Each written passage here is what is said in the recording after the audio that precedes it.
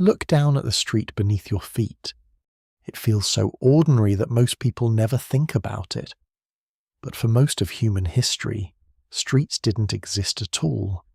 So what changed? How did a simple path through mud become one of the inventions that made cities, trade, governments, and entire civilizations possible? Tonight, we'll travel back thousands of years to uncover the surprising story of how streets transformed the human world forever. Before we begin, take a moment to like the video, subscribe to the channel, and join us for more fascinating journeys into history's greatest mysteries. Now, let's step back to a time before the first street was ever born. Before the first street has a name, before stone paving, before carts grind wheel marks into the ground, there is only movement. A line of people crosses a damp plain at dawn, their feet pressing into soft earth that still holds the night's cold. Behind them, the marks fill slowly with water. Ahead of them, a darker trail curves through grass where others have passed before, not once, but many times, enough to bend the plants, compact the soil, and suggest a direction without needing a sign. No one calls it a road. No one has planned it. Yet something important has already begun. The landscape is remembering human habit. In the deep past, long before cities rise behind walls or temples cast shadows over crowded lanes, people move through the world by reading it. They follow rivers because rivers lead to animals, fish, clay, reeds, and other people. They follow ridges because high ground stays drier after rain. They cross open country where herds have already beaten corridors into the grass. A path is not invented all at once. It is discovered, reused, trusted, and slowly strengthened by return. What survives in the record suggests that the earliest routes were not separate from nature, but woven into it, shaped by water, weather, animal migration, memory, hunger, and fear. For most of human existence, there are no streets because there are no cities that need them. There are camps, shelters, caves, riverbanks, seasonal gathering places, kill sites, burial places, and sacred-looking landscapes whose meanings are now mostly lost. People know where to go because the knowledge lives in bodies and stories. A child learns that this hollow leads to berries after the first rains, that this slope gives a view of grazing animals, that this ford is safe only when the river is low, that this patch of ground turns treacherous after storms. The route is carried in memory before it is fixed in mud. Yet even in this older world, the seed of the street is present. It appears wherever movement becomes repeated enough to leave a mark. A track between a hearth and a water source, a worn line from a shelter to a place where stone is worked, a path along the edge of a lake where people return season after season. These traces are fragile. Rain erases them, plants cover them, later settlements cut through them. Archaeology rarely preserves such humble beginnings clearly, and scholars still debate how far back some root system should be pushed. But no single explanation fully accounts for the rise of streets without beginning here, with the simple fact that humans are creatures of return. There is a quiet turning point hidden in that return. A path is more than a mark on the ground. It is a decision made easier the second time. It reduces uncertainty. It tells the body where to step. It allows a group to move together, to carry things, to come back in darkness, to avoid swamp, thorn, predator, or dangerous slope. It becomes a thin line of confidence across a world that is otherwise full of risk. Before we go deeper, take a moment to like the video and subscribe. If this is the kind of history and mystery you enjoy, because the story of streets begins not with kings or architects, but with ordinary feet choosing the same direction again and again. In a world without streets, Distance feels different. Space is not measured by blocks or addresses, but by effort. A place is near if it can be reached before sunset, if water can be carried back, if children and elders can make the journey, if the weather holds. Human movement is shaped by weight-stone tools, gathered plants, firewood, meat, hides, sleeping mats, infants. Every step has a cost. A reliable path lowers that cost. It turns the unknown into a corridor. It does not yet belong to a government, a city, or a map. It belongs to practice. Animal trails likely play a powerful role. Deer, cattle ancestors, wild horses, goats, and other herd animals often choose efficient passages through terrain. They find gaps in brush, gentler slopes, places where water can be crossed. Humans, always observant, often follow these lines because animals have already solved part of the landscape's puzzle. In many regions, later roads and even modern routes may echo far older pathways, though the evidence remains incomplete and often impossible to prove in a straight line. Still, the principle is clear before people impose geometry on the earth. They borrow the wisdom of feet, hooves, water, and gravity. The earliest human pathways are also social. They lead not only to food and water, but to other groups. Long before markets, there are exchanges stolen from distant sources, shells carried inland, pigments moved across surprising distances, ornaments that hint at contact far beyond a single camp. These objects do not move by magic. They move hand to hand, step by step, along remembered corridors of trust, marriage, alliance, rivalry, and ritual. A path can be a lifeline, but it can also be a boundary. It can guide friends inward and enemies too. The same opening through a landscape that brings trade can bring danger. This double nature never disappears, even much later. When streets run between houses and walls, they will remain both useful and risky, both public and exposed. But in the beginning, the path is still soft. It has no curb, no drain, no paving, no official width. It may shift with the seasons. In dry months it crosses a low plain. In wet months it climbs to higher ground. In winter it follows shelter. In summer it opens toward pasture. It is practical, flexible, and temporary, yet also strangely persistent. Its power lies in repetition. The mystery is that such a simple thing eventually changes everything. The path between camp and water will become the lane between houses. The lane between houses will become the street between workshops, shrines, markets, and gates. The street will become a place where strangers pass, goods accumulate, rulers display power, waste gathers, children play, rumors spread, and society becomes visible to itself. But none of that is obvious at the beginning. At first, there is only a narrow trace in the ground. Imagine standing above an ancient valley before farming, before permanent villages. Smoke rises from a temporary camp. A river flashes in the distance. Around the camp, movement has already organized space without architecture.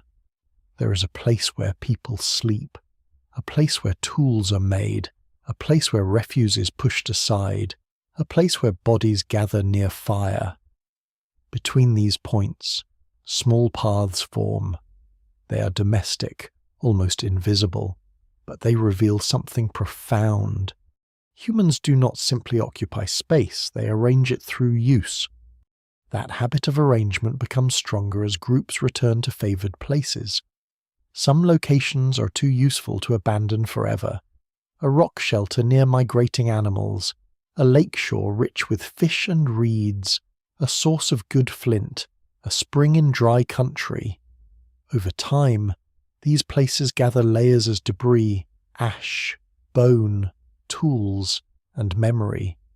The The ground thickens with human presence, even without permanent buildings. Repeated occupation creates a kind of early landscape planning, not drawn with lines. But made by bodies, the path is one of its first signatures. Lesser-known traces of this deep movement sometimes appear in unexpected forms. Ancient trackways preserved in mud or volcanic ash can capture moments that were never meant to last footprints of adults and children, sometimes moving together, sometimes crossing animal tracks, sometimes showing speed, hesitation, or burden. These are not streets, but they remind us that movement itself can fossilize under rare conditions. A footprint is the smallest possible monument to a journey. Most vanish.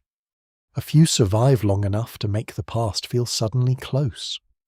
The birth of streets, then, is not the invention of a single civilization. It is not a sudden breakthrough by one clever builder. It is the gradual hardening of human movement into shared space. It begins before urban life, before writing, before law codes, before monuments.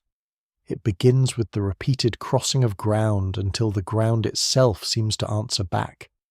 The first street is not built. It is worn into being. And once that happens, something subtle changes in the human relationship with the world. The landscape is no longer only a field of resources and dangers. It becomes connected. Places begin to lean toward one another. The camp leans toward the river. The shelter leans toward the quarry.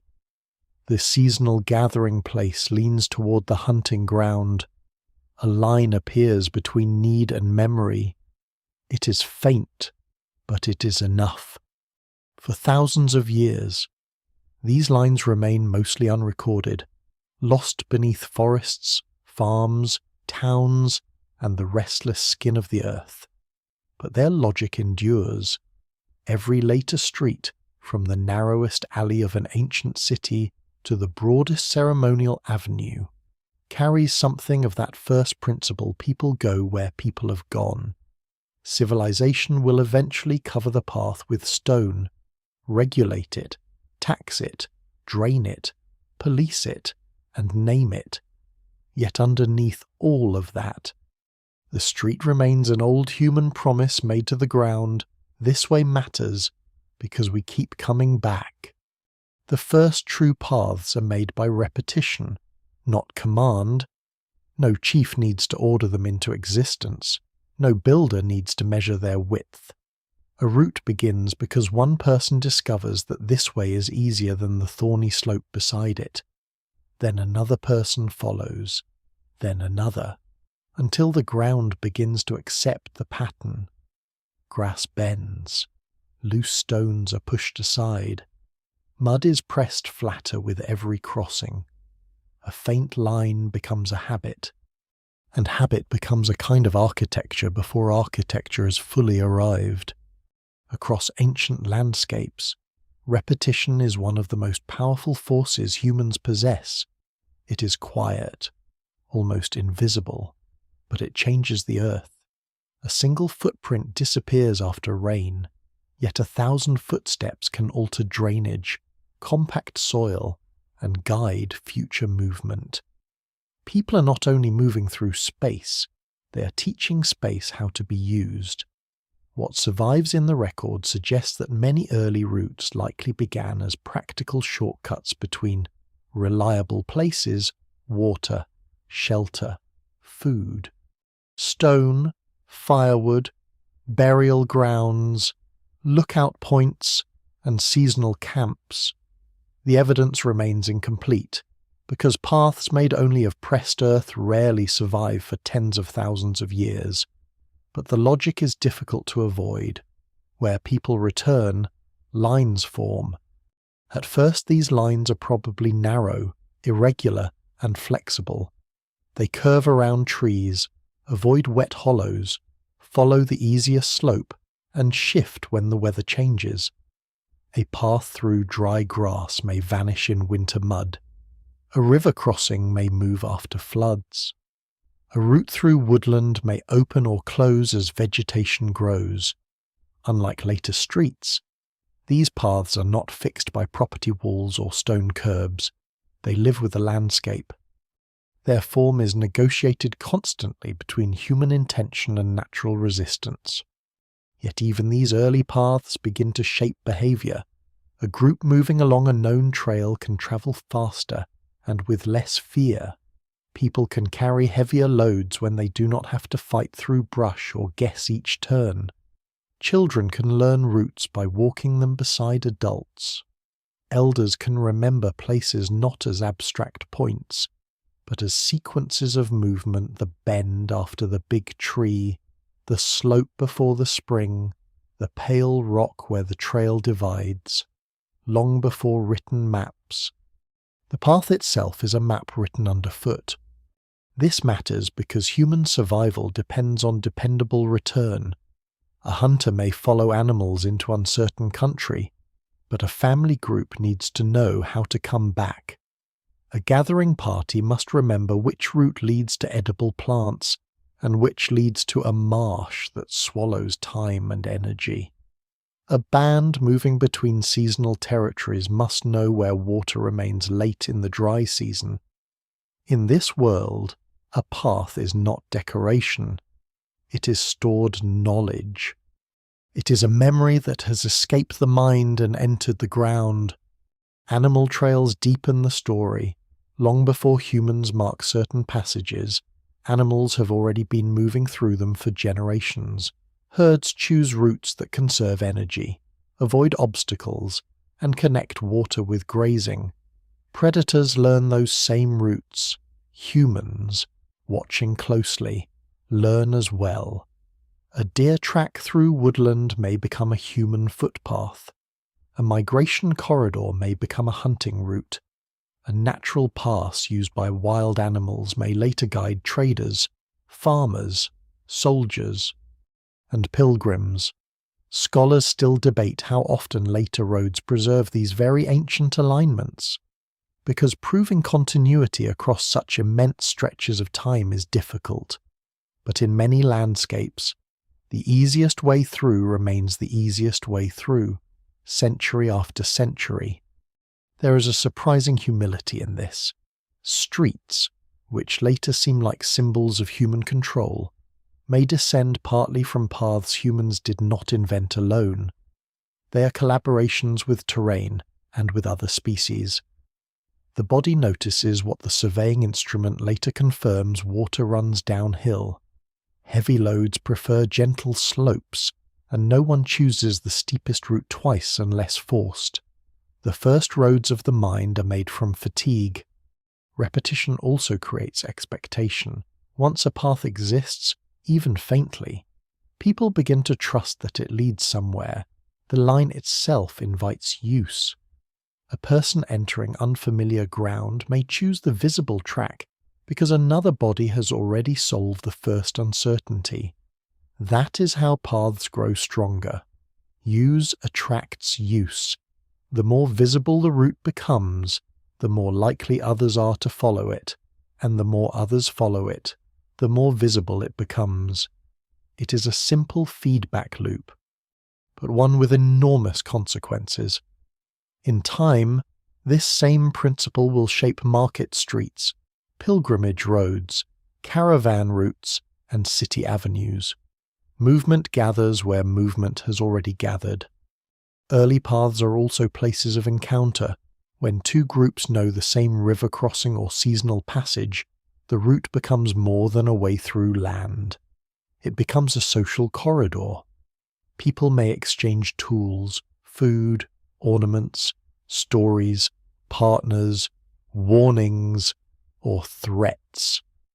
Archaeologists often find materials far from their geological sources: obsidian, flint, shells, ochre, amber, and other objects moving across landscapes long before formal trade networks appear.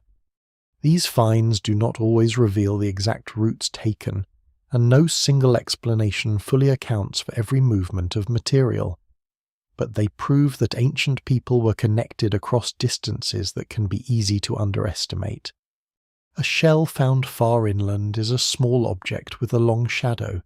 It suggests hands passing things along, journeys remembered, coastlines imagined by people who may never have seen the sea, and pathways that linked worlds.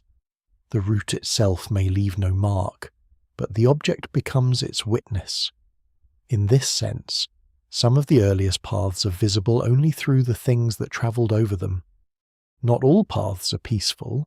The same corridor that allows exchange can also invite pursuit, ambush, or raiding. A known route is useful because it is predictable, and dangerous for the same reason. People may conceal certain paths, avoid others, or use difficult terrain deliberately to reduce the chance of being followed. Even before walls and gates, movement has politics. Who knows the path matters. Who controls the crossing matters. Who may pass safely matters. Later streets will make these questions sharper, but they begin in the older world of trails and seasonal routes. The path also begins to divide space into the familiar and the uncertain. On one side of the line may be known bury grounds, a trusted spring, a safe camp. Beyond another turn may be enemy territory, taboo ground, dangerous animals, or simply the unknown. Human beings do not experience landscapes as blank surfaces. They experience them as networks of meaning. A path can guide the feet while also organizing fear, memory, belonging, and exclusion. This is why repetition is never only physical. Every return adds a story.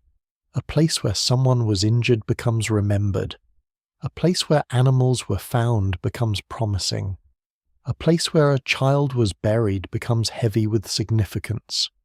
A path leading there gathers emotion as well as dust. Over generations, roots can become ancestral. They can bind people to a landscape more strongly than any built monument. The ground says, without words, that others came before. Some of these paths may have led toward early ritual landscapes. Long before formal temples, people gathered at caves, springs, unusual stones, prominent hills, and places marked by striking natural features.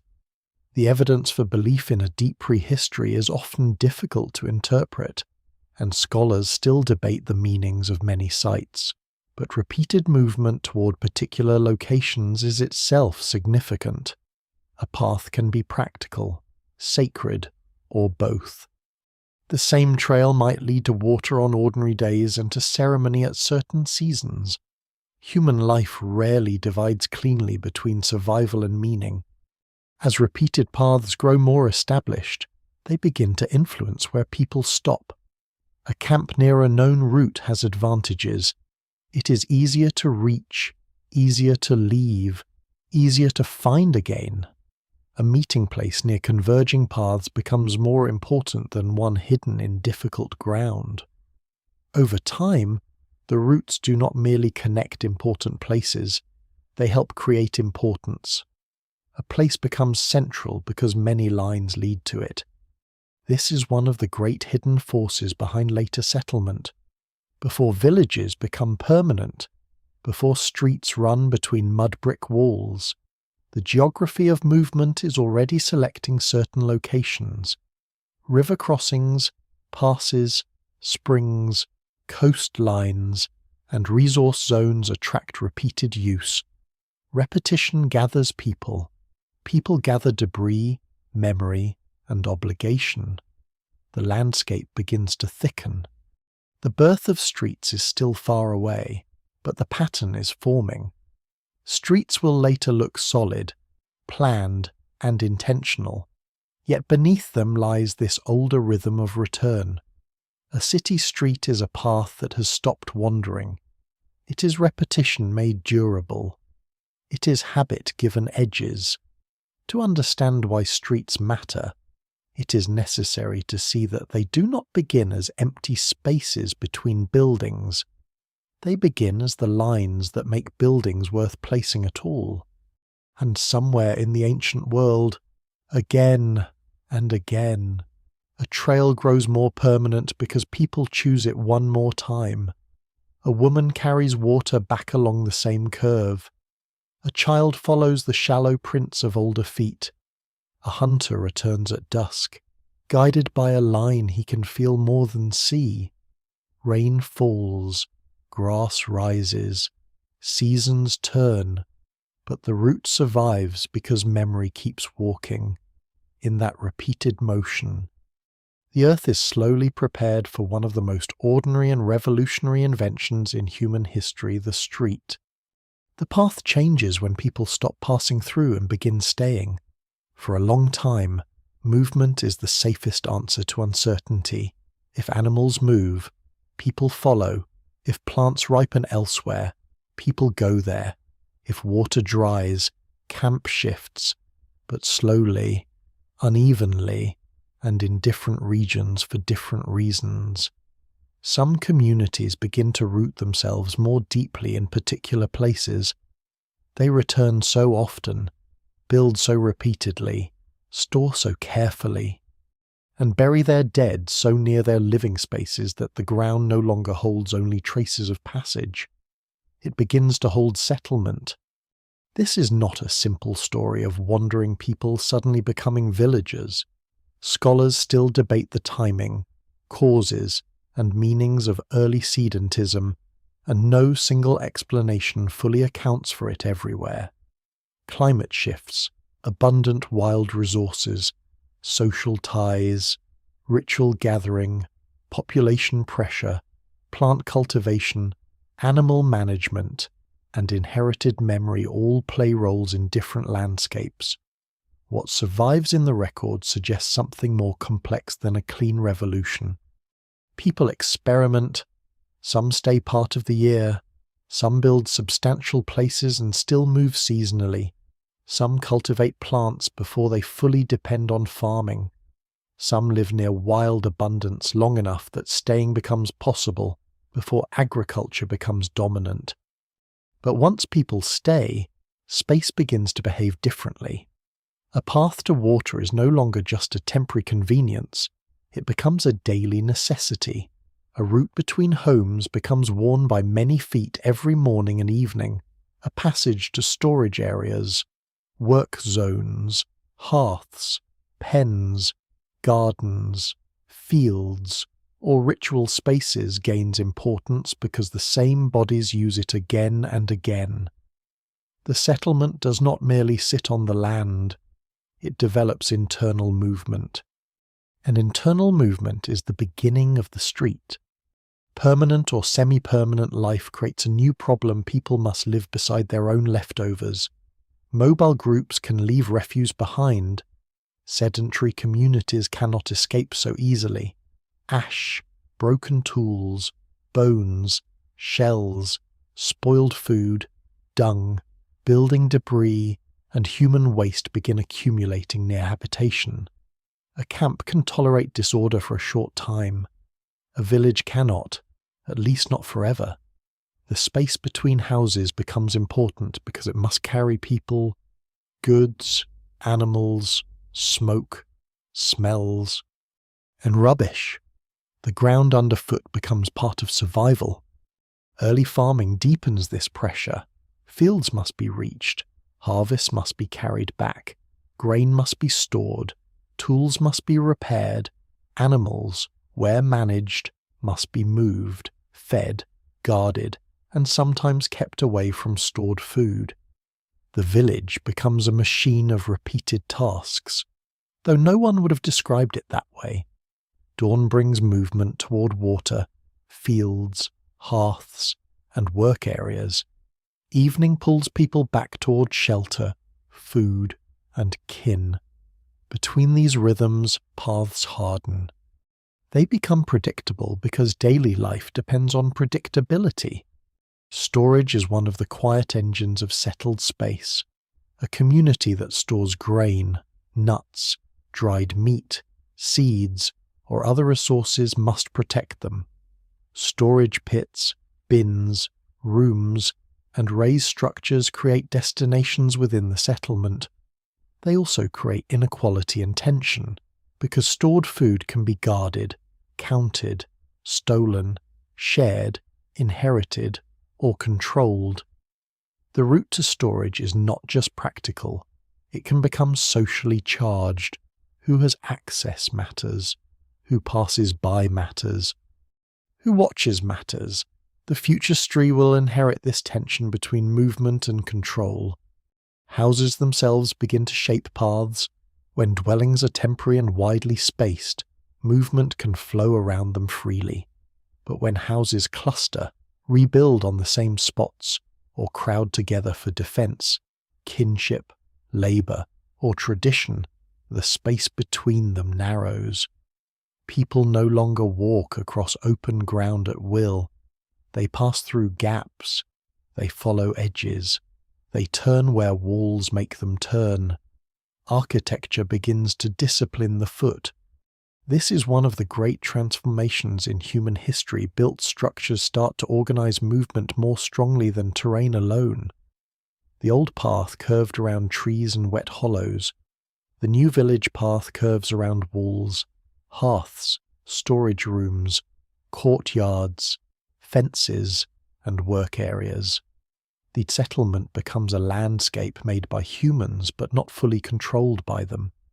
Once buildings exist, they create consequences.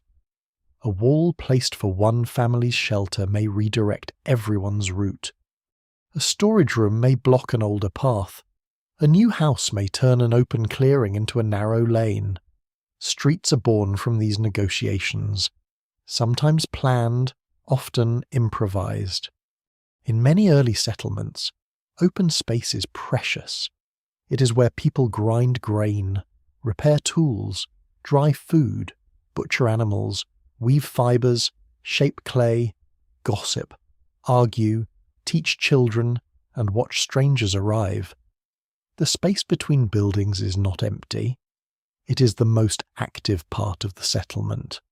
Later, when archaeologists uncover floors, walls, pits, and post holes, they often find that the unbuilt areas are harder to interpret than the houses themselves.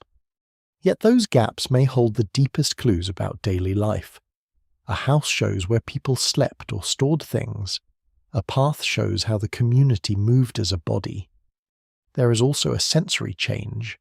In a mobile camp, the surrounding world is often close wind, grass, animals, water, stars.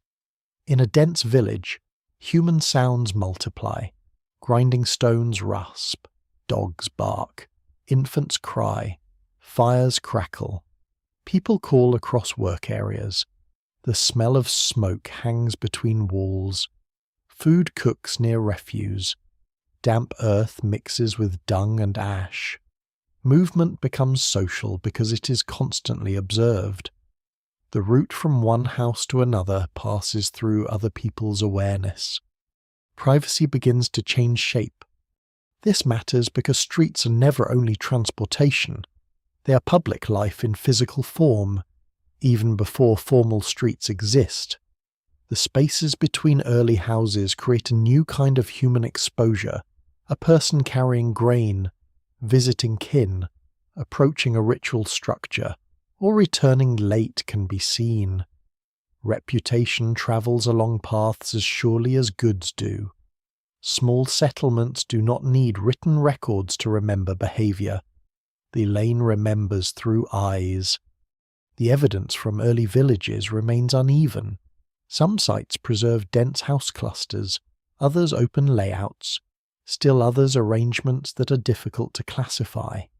Mud brick melts, wood rots. Later generations rebuild over earlier ones.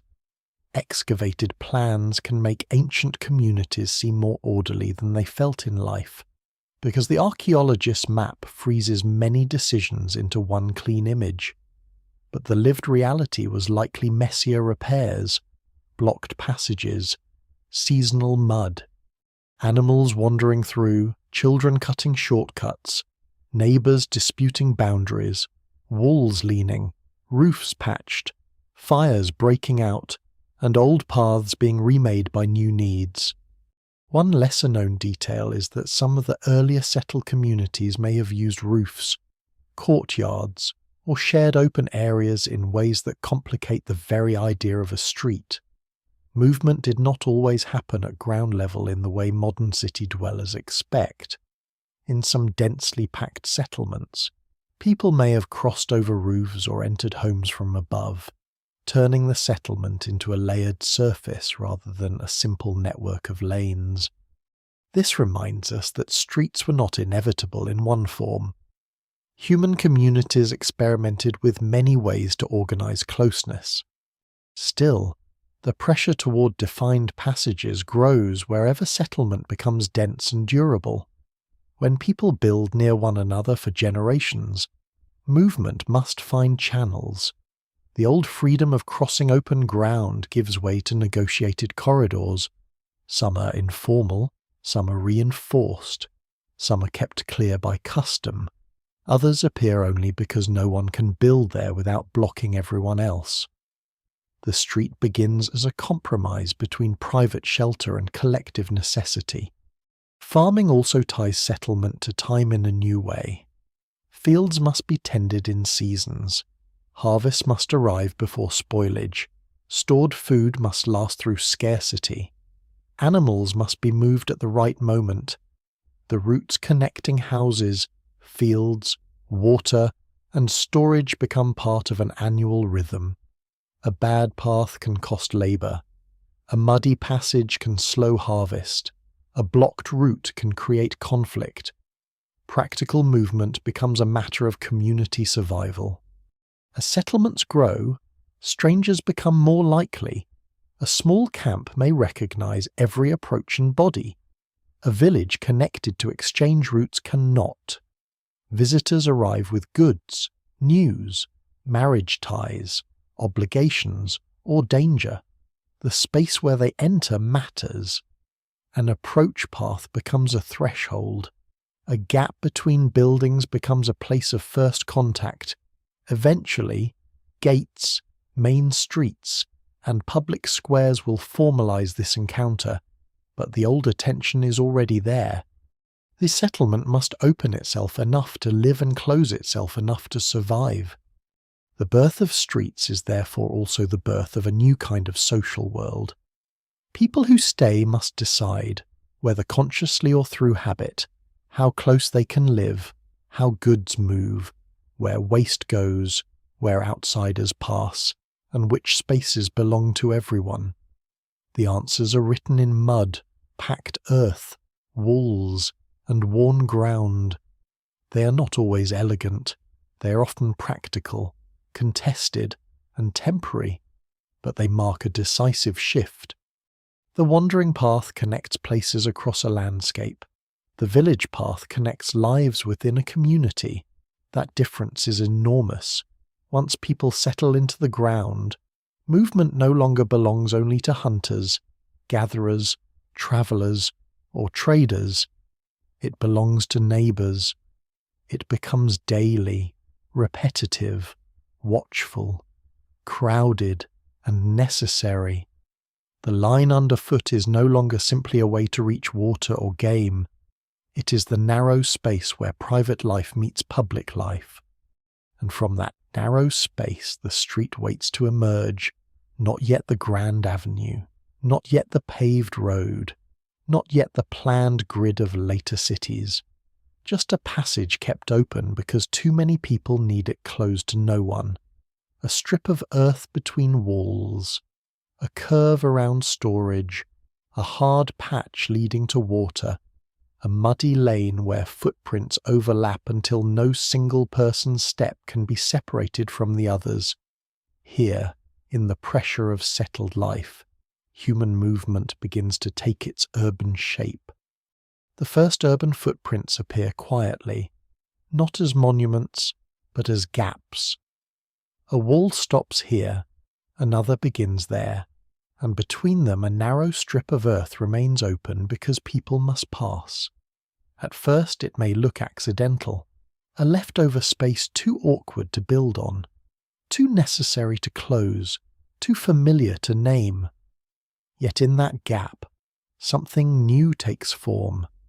The settlement is no longer a loose gathering of homes around shared needs. It is becoming a place where movement itself must be organized, protected and remembered. Early villages can survive with flexible paths, but growing settlements create a harsher demand. More people mean more houses, more storage, more animals, more work areas, more refuse, more disputes, more strangers, and more repeated journeys through the same crowded ground. Space becomes valuable. Walls press closer. The route that once wandered around domestic activity now needs to stay open, even when new buildings rise. A path turns into a lane when the community begins to treat it as a shared necessity rather than a temporary convenience. This is the first urban footprint a space preserved for movement. It may not yet be paved, it may not be straight, it may not appear on any plan, because there is no plan in the modern sense, but it has social force. People understand that this passage cannot be blocked casually. It connects homes to water, storage, work, ritual, fields, gates, or gathering places. It allows bodies and burdens to circulate through density. What survives in the record suggests that these early lanes often emerge from the tension between private construction and collective need, though the evidence remains incomplete because mudbrick, beaten soil, and erosion do not always preserve the difference between a planned street and a heavily used open space. Still, archaeologists can sometimes recognize these passages from the negative shapes they leave behind. Houses align along them, doorways face them, drains run beside or beneath them. Surfaces are compacted by use, trash accumulates along their edges. Repairs appear where water has cut channels through the ground. Sometimes a lane is visible because it contains fewer domestic features than the areas around it. In archaeology, absence can be evidence. The street announces itself by what people did not build. This is a subtle but powerful change. In a small settlement, a person may cross through another family's activity area without much concern, because everyone knows everyone and space remains negotiable. In a denser community, such freedom becomes harder.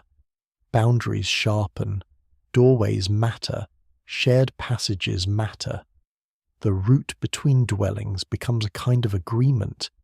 It says that some spaces belong to households, while others must remain open to many. The street is born from this division, and with it comes one of the earliest forms of urban public life.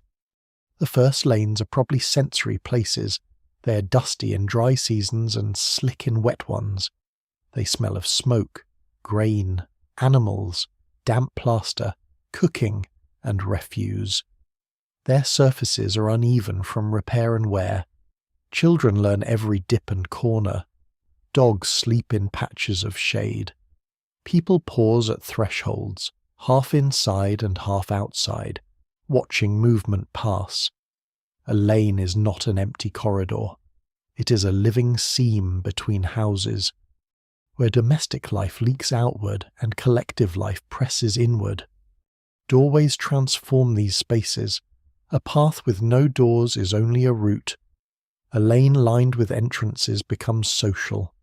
Each doorway is a point of encounter, defense, curiosity, and judgment. The person who passes is seen. The person who enters must be recognized or accepted. Goods carried along the lane become visible signs of labor, wealth, hunger, or obligation. Even without written records, these spaces produce memory. The community sees itself moving. In some early settlements, lanes may have been extremely narrow, wide enough for people and small loads but not for wheeled vehicles, which had not yet become central in many places. This detail is easy to overlook because modern minds often imagine streets as roads for traffic. But the earliest streets are made for feet, backs, shoulders, baskets, sledges, animals, and human conversation. They are scaled to the body. Their width reflects the practical world that created them. A person carrying a bundle of reeds, a jar of water, or a sack of grain does not need a boulevard. They need a passable strip of ground that stays open. The appearance of lanes also changes how settlements grow. Once a passage becomes established, later construction tends to respect it, curve around it, or narrow it rather than erase it. This creates inherited urban form. A street can preserve a decision long after the people who made it are gone. A bend may reflect an old wall, a vanished courtyard, a drainage problem, a property boundary, or a path that predates the houses around it. Later cities often contain these fossilized compromises. Their streets seem confusing because they're not designed in one moment. They are layered arguments between generations. Scholars still debate how intentional early planning was in many ancient settlements. Some layouts reveal clear organization, with streets, courtyards, and building rows arranged in ways that suggest collective decisions or authority. Others look organic, shaped by gradual growth. Many probably fall between these extremes. A community does not need a king to maintain a lane, but it does need shared expectations. It does not need a formal planning office to avoid blocking the route to water, but it may need custom, pressure, negotiation, or punishment. The birth of streets belongs as much to social rules as to construction. There is a lesser-known kind of evidence in street surfaces themselves. Compacted earth can preserve repeated resurfacing, thin layers of gravel, broken pottery pressed into mud, or patches of repair where people tried to keep movement possible. These modest interventions reveal that early streets were not simply left alone. They required care. A route used every day deteriorates. Rain cuts it. Feet hollow it. Animals churn it. Waste builds up. To maintain a lane is to admit that the community depends on it. This maintenance may have been informal at first. People toss broken sherds into a muddy patch. They sweep refuse aside. They raise a surface with packed fill. They dig a shallow channel to guide water away. These small acts rarely appear heroic, yet they are crucial. The street is not only a place of movement, it is a problem that must be solved repeatedly. Every repair is a sign that settled life has created a shared burden. As settlements grow toward urban scale, certain routes become more important than others. A lane leading to a water source may widen. A passage connecting a gate to a central space may become busier. A route near workshops may collect debris from craft production. A path near ritual buildings may be kept cleaner or more formal. Differences appear within the network. Not all streets are equal. Some carry daily labor. Some carry ceremony. Some carry authority.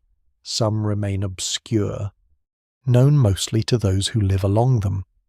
This hierarchy of movement is one of the foundations of urban life. A city is not just many buildings together, it is a system of unequal connections. Some places are central because movement converges there. Others are hidden because movement avoids them. A street can make a household visible or obscure. It can bring trade past one doorway and leave another in silence. It can expose one district to strangers and protect another behind turns. The shape of movement becomes the shape of opportunity. Even in the earliest urbanizing settlements, streets may have affected inequality. Households on main routes could gain access to exchange, information, and influence. Those tucked away in cramped lanes might experience privacy, safety, or marginality, depending on context. The evidence remains incomplete, and it is dangerous to impose modern assumptions too easily. But the principle is enduring. Where people pass, attention gathers.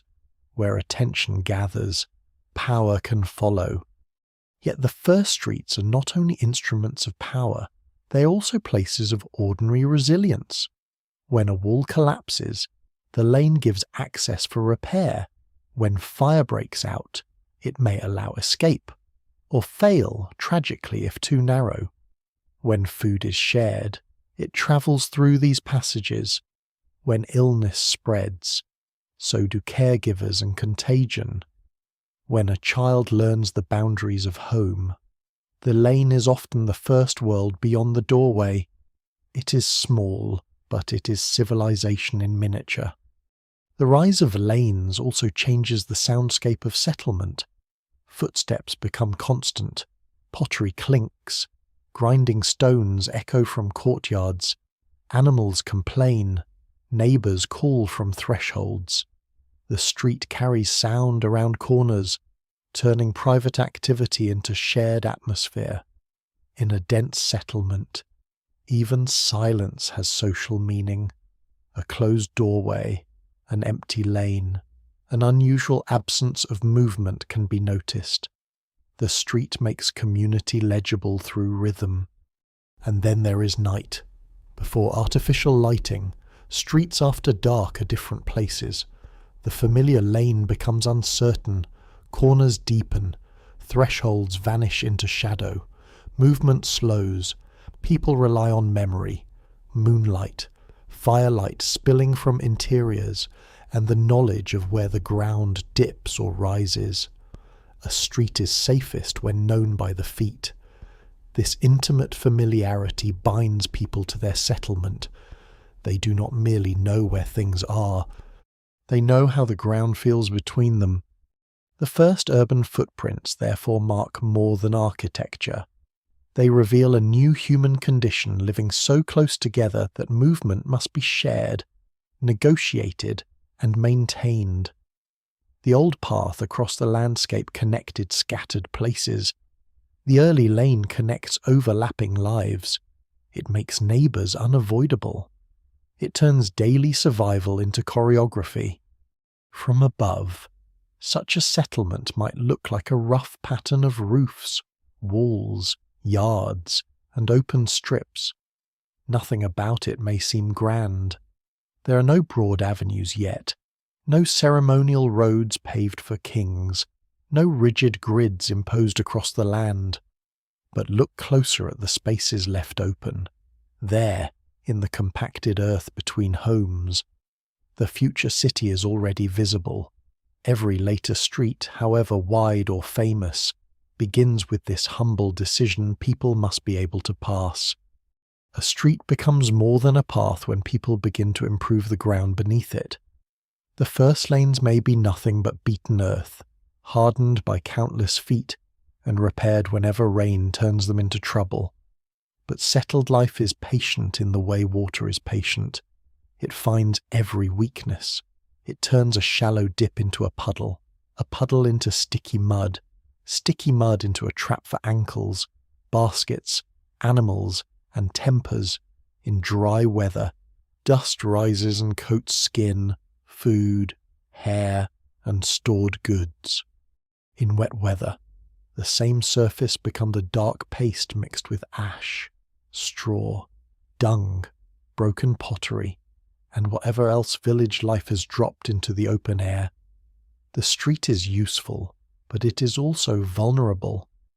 To keep moving, people must begin to build the surface itself.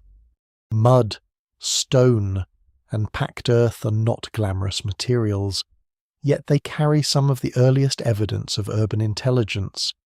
A beaten surface tells a story of repetition. A layer of gravel tells a story of intervention.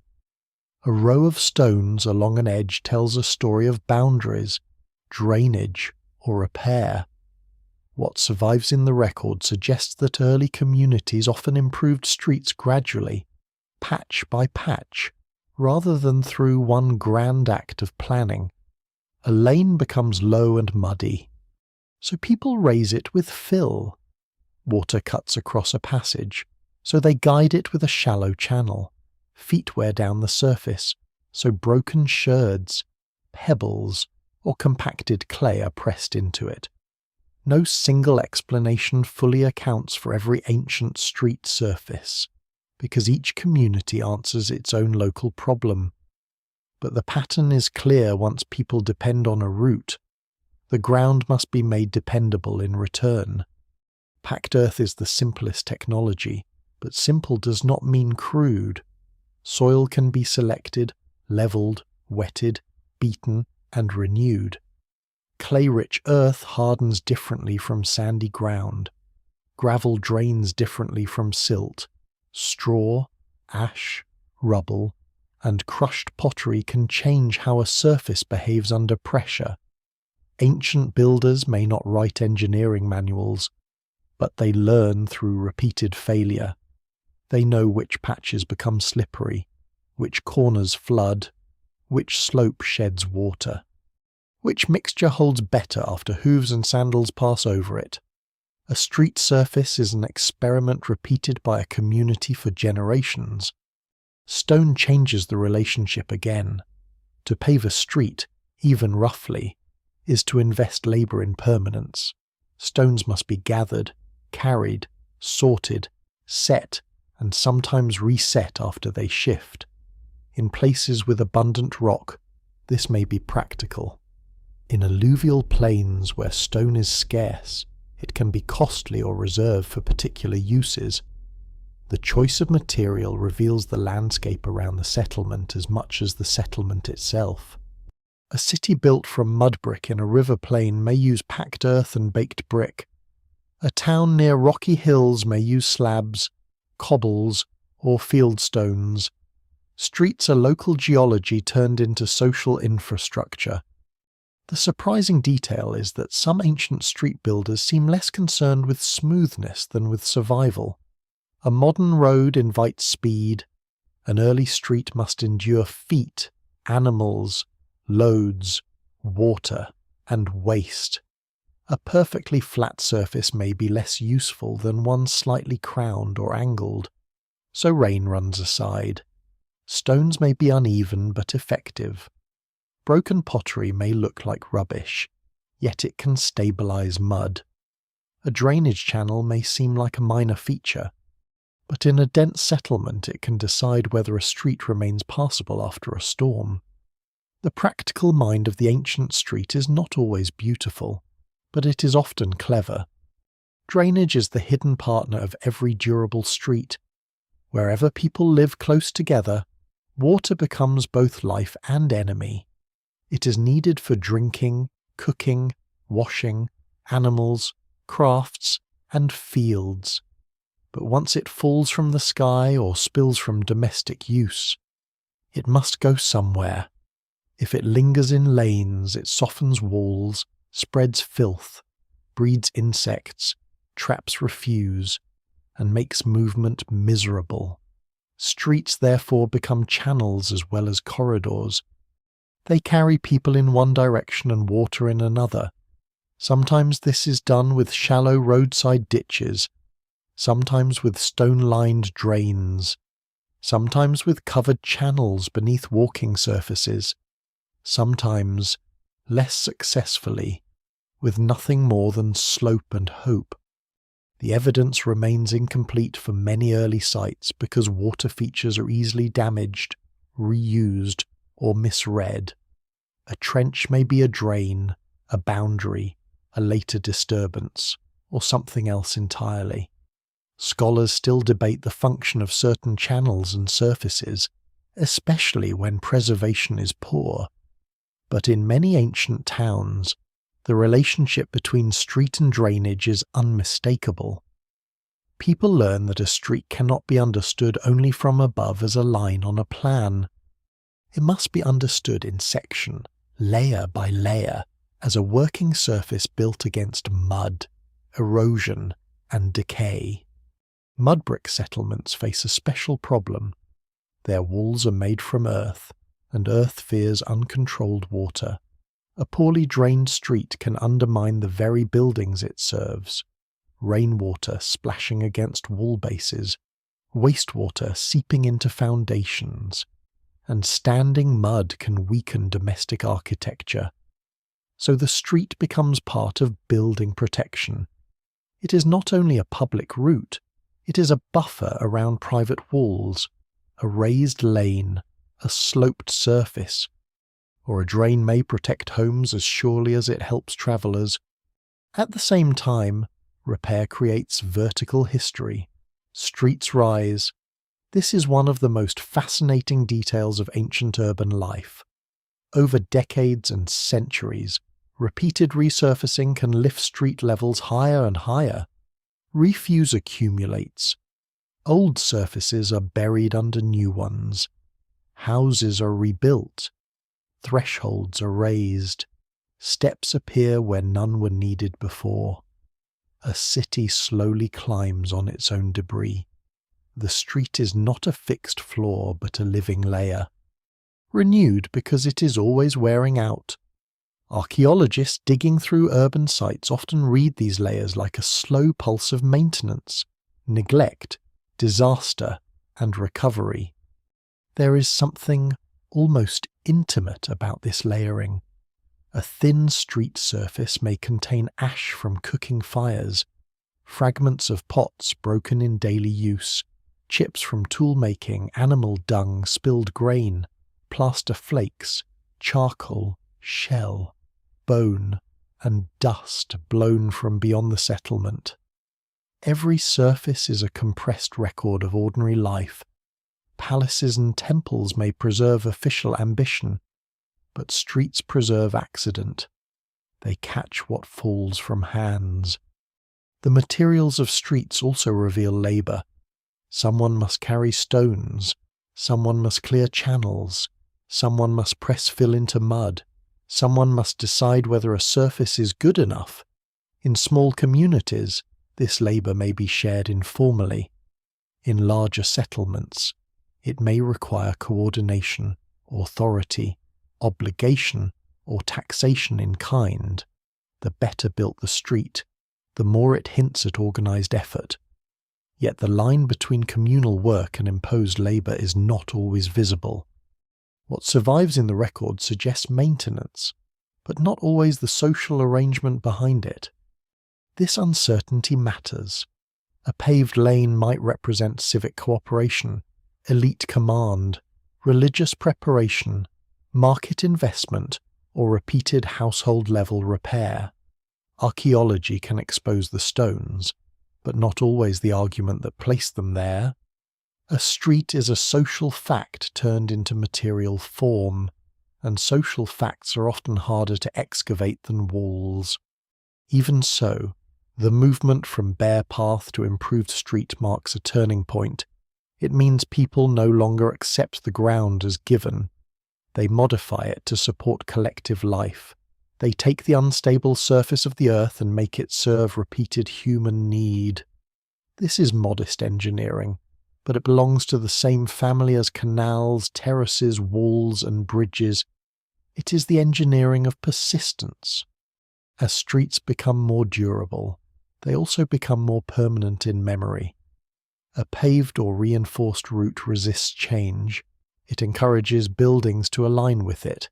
It attracts traffic because it is easier to use. It becomes harder to erase because too much labour has been invested in it. The material street begins to anchor the urban plan.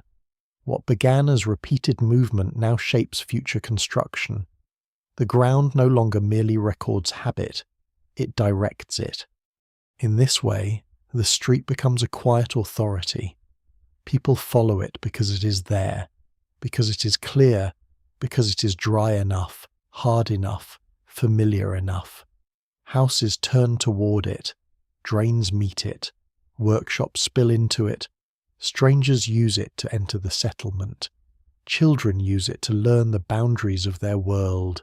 Its surface, humble and repaired, becomes one of the strongest organizers of human life. And yet, for all this practical intelligence, early streets remain imperfect. They flood, they crack, they stink, they narrow where buildings encroach, they collect rubbish faster than anyone removes it, they become slippery, dusty, crowded, and uneven. The birth of the street does not solve the problems of settlement, it concentrates them. By improving the ground, humans create a more dependable passage. But they also create a place where the consequences of living together become impossible to ignore. That is why mud, stone, and packed earth matter. They are not merely construction materials, they are evidence of a deeper bargain. People will live close together, but only if they can keep moving through the closeness. They will build walls, but they must leave passages. They will store food, make tools, raise animals, and gather in crowds. But the ground between them must hold. Every stone pressed into an ancient lane is a small answer to the same question that still faces every city. How can many lives share one surface without sinking into disorder? The earliest street builders may never think of themselves as inventors. They are solving immediate annoyances: mud at the doorway, water in the lane, a slippery corner, a path worn too low by use. But history often turns on annoyances. A repaired path becomes a durable lane. A durable lane becomes a street becomes a framework for urban life. Beneath the great avenues and processional roads of later civilizations lies this older, rougher achievement. Earth made firm enough for society to pass over it again tomorrow. Çatalhöyük complicates the story because it seems to offer a settlement without the thing later cities appear to need most. There are houses, many of them. There is density, continuity, labour, art, ritual, storage, rebuilding, memory, and a population large enough to feel unmistakably urban in some ways. But where a modern eye expects streets, there is a puzzle. The famous Neolithic settlement on the Konya plain of central Anatolia does not present itself as a tidy web of lanes and open corridors. Its houses cluster tightly together, wall against wall, like a honeycomb made of mud brick. Movement appears to have happened largely across roofs, with people entering many homes from above rather than through front doors opening onto streets. If the street is the natural outcome of settled life, Çatalhöyük asks an unsettling question. Why did one of the most remarkable early towns seem to do without them? The site flourishes thousands of years before the great cities of Mesopotamia reach their full scale, and it has become one of archaeology's most important windows into early settled life. Yet it resists simple labels. It is too large and complex to feel like a small village, but it lacks some features often associated with later cities' palaces, temples clearly separated from homes, obvious administrative buildings, monumental streets, and strong signs of centralized authority. Scholars still debate exactly how to classify it. The evidence remains incomplete, and no single explanation fully accounts for its unusual organization. But that is precisely why it matters.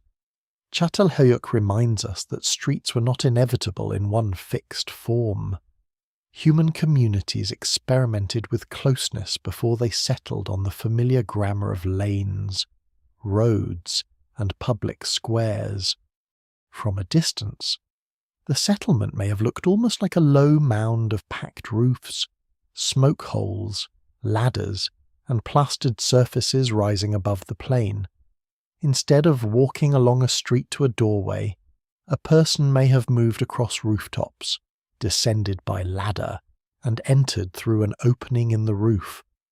The roof was not merely a cover, it was circulation space, work area, social platform, and perhaps a kind of open-air neighborhood surface.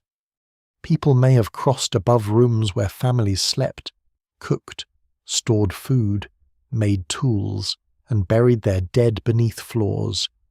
The settlement's public life, if that word can be used carefully, may have taken place partly overhead. This arrangement changes the meaning of movement. In a street-based town, public passage runs between private interiors. At Çatalhöyük, the route may pass across the tops of houses, blurring the division between public and domestic space.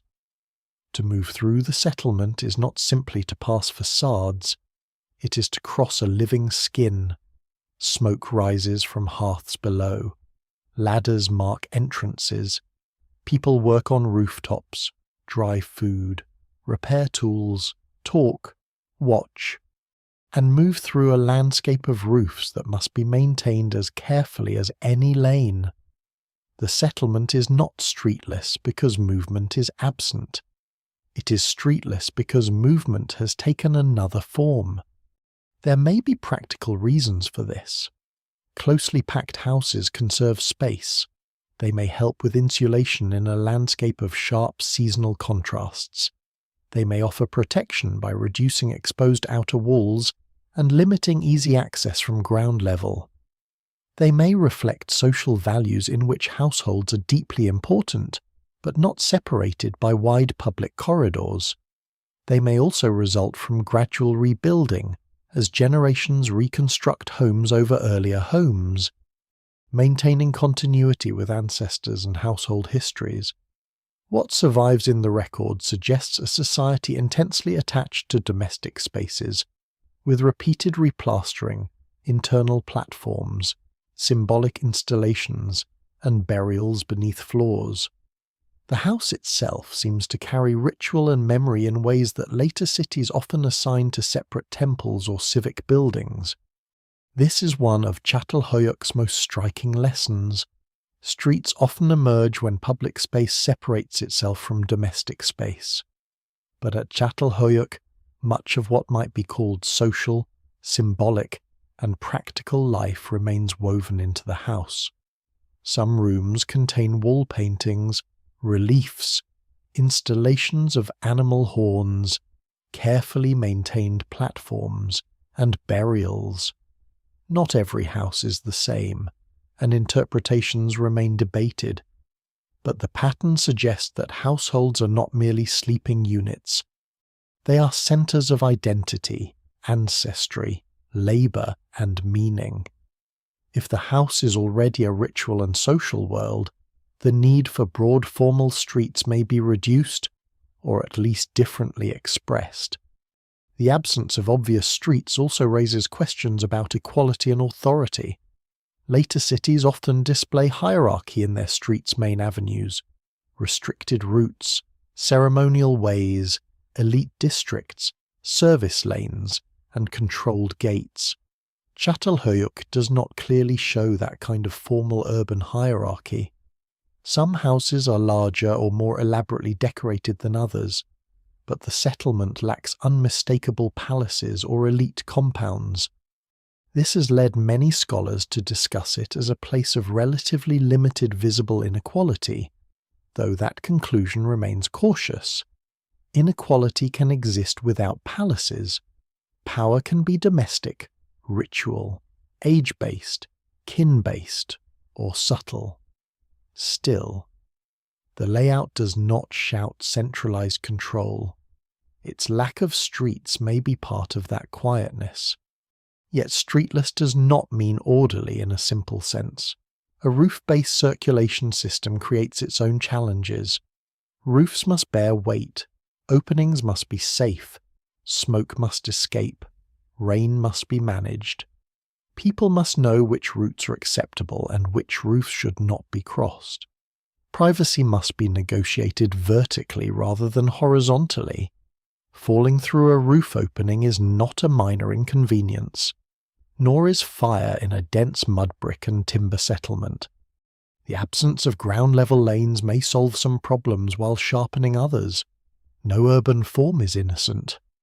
There is also the matter of waste without streets. Where does refuse go? Excavations show middens and open areas associated with discarded materials, but the pattern is complex. Some rubbish accumulates in abandoned houses or external spaces. Some materials are carefully placed.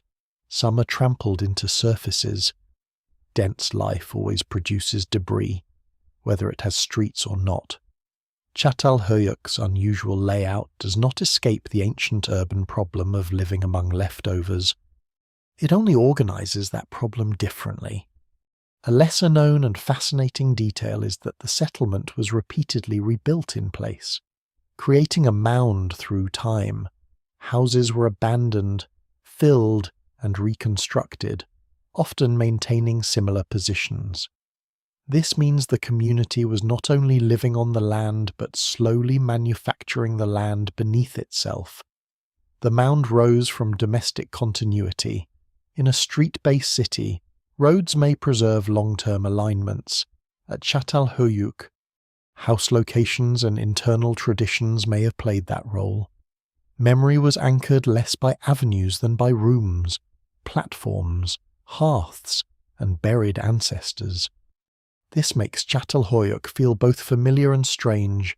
Its people grind grain, cook food, make tools, care for children, manage animals, decorate walls, bury the dead, and navigate neighbours. But they do so inside a spatial world that refuses later expectations. There is no obvious main street where public life concentrates. No grand processional road cuts through the settlement. No market street announces commerce. Movement is dispersed across roofs and through openings, intimate and overhead.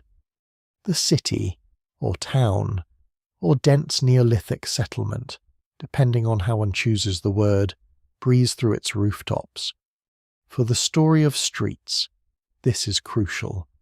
It proves that the rise of dense settlement does not automatically produce streets in the familiar sense. Streets are one solution to the problem of closeness, not the only solution. They become common because they are powerful, flexible, and useful, but they are not destiny. Human communities can organize movement through courtyards, roofs, compounds, paths, ladders, terraces, river edges, and open spaces. The street wins in many later cities because it answers certain problems: well access, drainage, trade, visibility, control, and expansion. But Çatalhöyük shows a world before that answer becomes dominant. It also sharpens the definition of a street. A street is not merely any route. It is a recognized public or shared passage, usually at ground level, structuring access between built spaces. Çatalhöyük's roof routes may have functioned like streets in some practical ways, but they did not create the same relationship between house fronts and public corridors. There were no long rows of doorways facing a lane in the later urban pattern. The settlement's circulation was more layered, more domestic. Perhaps more communal in some respect and more intrusive in others. The distinction matters because streets do more than move people. They create fronts and backs, public faces and hidden interiors, addresses and edges. Çatalhöyük's architecture softens or scrambles those categories. Eventually, in many parts of the ancient world, ground-level streets become more common as settlements grow, specialize, trade, fortify, and connect to wider systems. The reasons are practical. Animals and carts need ground routes, drains need channels, markets need accessible spaces, authorities need ways to move labour, goods, and sometimes soldiers. Strangers need legible paths. Fire, waste, and crowding demand clearer separation. But before those pressures settle into the street as a dominant form, Çatalhöyük stands as a reminder of the paths not taken. The settlement's streetless puzzle is not a failure or a primitive stage waiting to become a real city. It is a different answer to an early urban question. How can many households live close together for generations? Çatalhöyük answers with walls pressed tight, Roofs turned into passages, houses filled with memory, and movement lifted above the ground. Its people do not need streets in the way later Mesopotamian, Egyptian, Indus, Greek, or Roman cities will need them. They need access, continuity, and social rules, and they find them through another arrangement. This makes the eventual birth of streets more meaningful. Streets were not simply what happened when humans became numerous. They were chosen, maintained, fought over, improved, and inherited because certain ways of living made them necessary.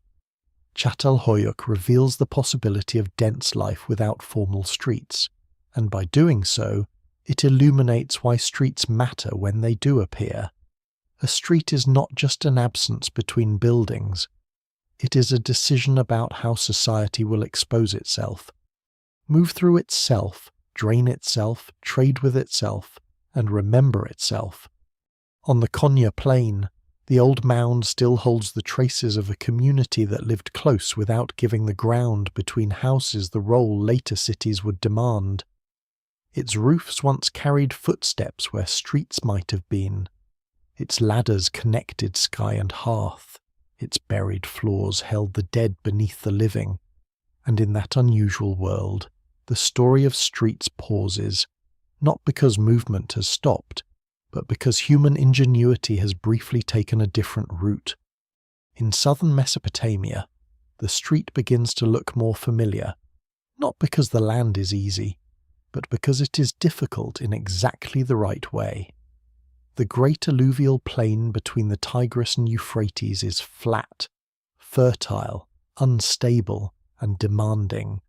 Rivers shift, floodwaters spread, mud builds and collapses, reeds grow thick in marshy margins, stone is scarce, timber is limited, clay is everywhere.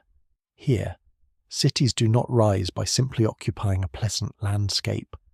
They are made through labour, digging, carrying, irrigating, building, rebuilding, and constantly negotiating with water. In such a world, streets become more than spaces between houses. They become arteries through settlements that are learning how to behave like cities. As towns in southern Mesopotamia grow into some of the earliest true urban centres, movement becomes a problem of scale. A village lane can serve neighbours. A city lane must serve thousands of people, workshops, animals, officials, labourers, priests, merchants, visitors, and the daily movement of grain, reeds, wool, fish, beer, fuel, pottery, and mud brick. The city cannot function if movement remains entirely informal. Routes must connect homes to temples, storage areas, canals, gates, markets, workshops, and administrative spaces. What survives in the record suggests that Mesopotamian cities developed networks of main streets, smaller lanes, courtyards, and service passages, though the evidence remains incomplete because cities were rebuilt many times and mud brick architecture returns so easily to the earth. The Mesopotamian street often grows in relation to water. Canals are the great lifelines of the plain, carrying irrigation, transport, and political power. A city's streets and waterways work together, sometimes competing, sometimes complementing one another. Heavy goods may move by boat where possible, while people and animals move through lanes on foot. A canal edge can become a busy zone of unloading, exchange, smell, mud, noise, and labour. Streets lead toward these watery corridors because the city's food and wealth depend on them. In a land where agriculture requires coordinated irrigation, movement through the city is tied to movement through the fields beyond it. Unlike the roof world of Çatalhöyük, Mesopotamian urbanism increasingly emphasizes ground-level circulation. Doorways open onto lanes. Houses turn blank exterior walls toward public passages, protecting inner courtyards and family life. This creates a different social rhythm. The street is public, or at least shared, while the house withdraws inward. A passerby may see a doorway, a wall, a drain, perhaps a threshold, but much of domestic life is hidden inside. The city develops fronts that reveal little and interiors that hold almost everything. The street becomes a place of access without full intimacy. This inward-facing house is one of the quieter revolutions of early urban life. It allows dense settlement without constant exposure.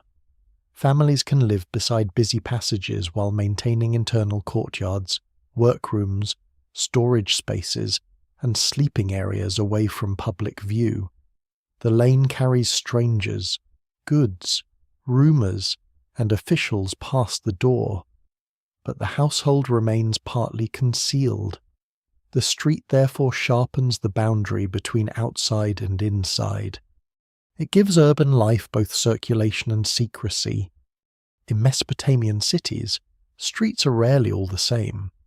Some routes are broad enough for more substantial movement, while others narrow into winding lanes between dense blocks of houses. The irregularity of many street plans suggests long growth rather than perfect design. Buildings are added, rebuilt, extended, and repaired. A household wall pushes outward, a passage narrows. A corner bends around an older structure. A route survives because too much depends on it.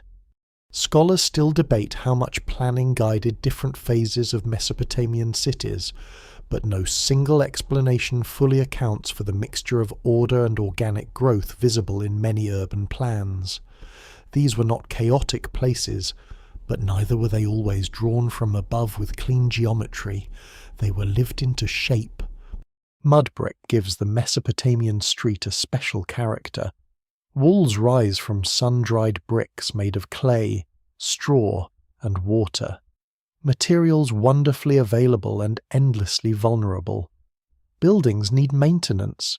Rain, flood, and time eat them back.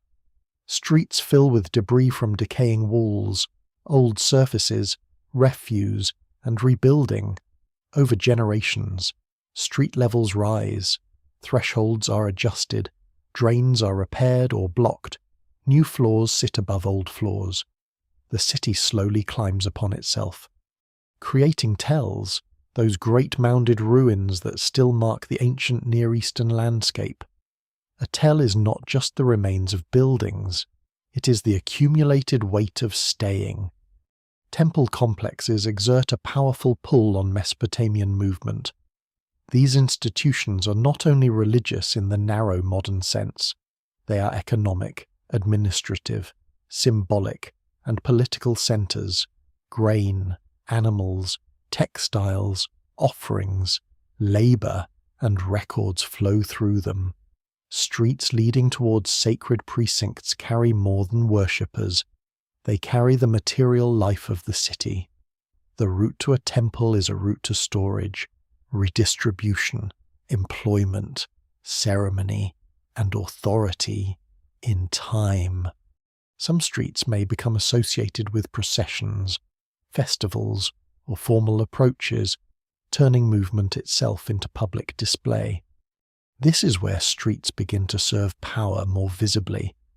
A ruler or priestly institution does not need to control every alley to shape urban life. It needs important routes, gates, storage zones, and ceremonial approaches. The street becomes a stage where order can be seen. People gather along it, offerings pass through it, officials move along it. During festivals, divine images may be carried through urban space, binding neighborhoods to sacred authority through shared spectacle. The evidence varies by period and city, and scholars still debate the details of many rituals. But the wider pattern is clear in Mesopotamia. Streets are not merely useful corridors, they become part of the city's sacred and political anatomy. At the same time, most street life is ordinary.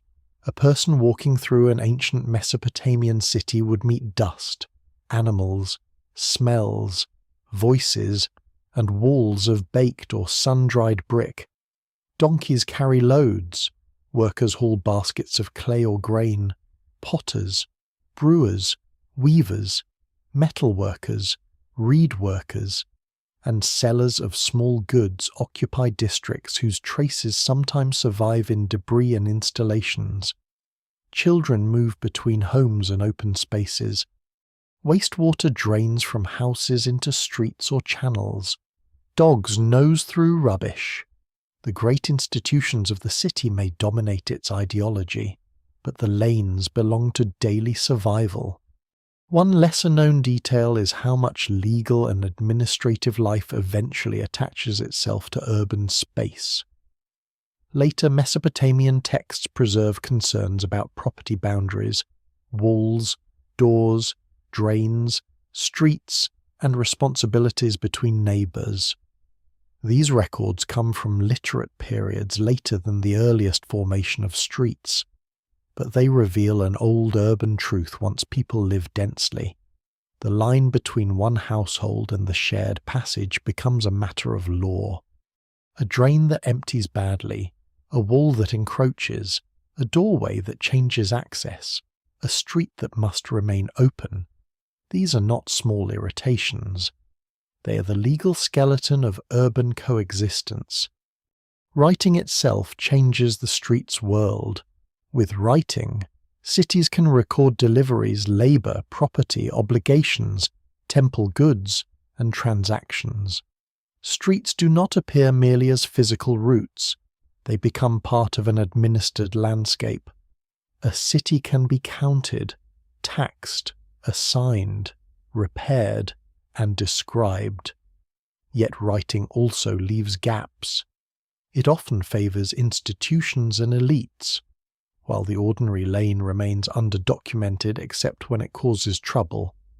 What survives in the record suggests a city full of movement, but the people most often walking its narrow streets rarely speak directly. The Mesopotamian street also brings danger. Crowding increases fire risk, disease, theft, conflict, and surveillance. Narrow lanes can protect neighbourhoods by limiting access, but they can also trap movement. Main streets can connect districts, but they also expose them. In times of unrest or invasion, routes through a city become strategic. Gates, walls, and streets form one defensive system. An enemy entering the wrong passage may become confused. An enemy controlling a main route may control the city's pulse. The street is never neutral. It is always a possible route for help or harm. As Mesopotamian cities expand, the relationship between street and economy deepens. Markets in the fully modern sense are difficult to reconstruct for early periods, and scholars debate where and how exchange was organized, but the concentration of movement clearly matters. Goods circulate where people pass. Crafts cluster where materials arrive and customers or administrators can reach them. A busy lane can become a place of opportunity. The city's wealth does not sit still. It moves through corridors of clay, dust, and human need. The street also changes time. In a small village, daily rhythms are local and repetitive. In a city, different rhythms overlap. Temple schedules, market activity, craft production, water management, seasonal harvests, labour obligations, festivals, and household routines all pass through the same urban spaces. A street in Uruk or Ur is not busy in only one way. It carries many clocks at once. Dawn labour, midday heat, evening return, festival procession, emergency repair. Night watch each gives the street a different identity. This complexity is why Mesopotamia matters so deeply to the story. Here, lanes and streets become part of a larger urban organism. They connect the household to the temple, the workshop to the canal, the gate to the market, the neighbourhood to authority, the living city to the dead layers beneath it. They are not yet the perfectly ordered grids of later planning traditions. Though some planned elements exist, they are something more revealing, the practical bloodstream of early urban civilization. And beneath their surfaces lies the older story still. The Mesopotamian lane is descended from the repeated path, the village passage, the muddy gap kept open because people must pass. But now the stakes are higher. Too many lives depend on the route. Too much grain must move. Too many walls press against it. Too much authority travels through it. The street has become an institution, even when it remains unpaved and narrow. In the heat of the alluvial plain, a person turns from a bright open space into a shaded lane between mud-brick walls. The air smells of clay, smoke, animals, and beer mash. Somewhere nearby, water moves in a canal. Somewhere above the rooftops, a temple platform rises, visible over the city like a reminder that movement has meaning beyond errands. Feet pass, loads sway, dust lifts, and the city holds together because its lanes keep opening again and again through the density of human life. Once streets exist, something unexpected happens. They begin creating people who have never met one another. In a village, most faces are familiar. A person knows who belongs, who is related, who can be trusted, who has offended whom, who owns a particular animal, who built a particular wall. Memory does much of the work that institutions will later perform. But as settlements grow into cities, familiarity becomes impossible. Population expands beyond the limits of personal knowledge. Thousands of people may share the same urban space without sharing kinship, friendship, or even language. The street becomes the place where these strangers encounter one another, often briefly, often anonymously, yet with consequences that reshape society. This is one of the least obvious but most profound effects of streets. They do not merely connect buildings, they connect human worlds. In Mesopotamia and other emerging urban centers, a person walking through a busy street is exposed to information that would scarcely exist in a smaller settlement. Goods from distant regions appear, unfamiliar clothing appears, different accents drift through the air. Travelers bring stories of floods, droughts, wars, opportunities, religious festivals, and political changes. Merchants carry objects whose origins may lie hundreds of kilometers away.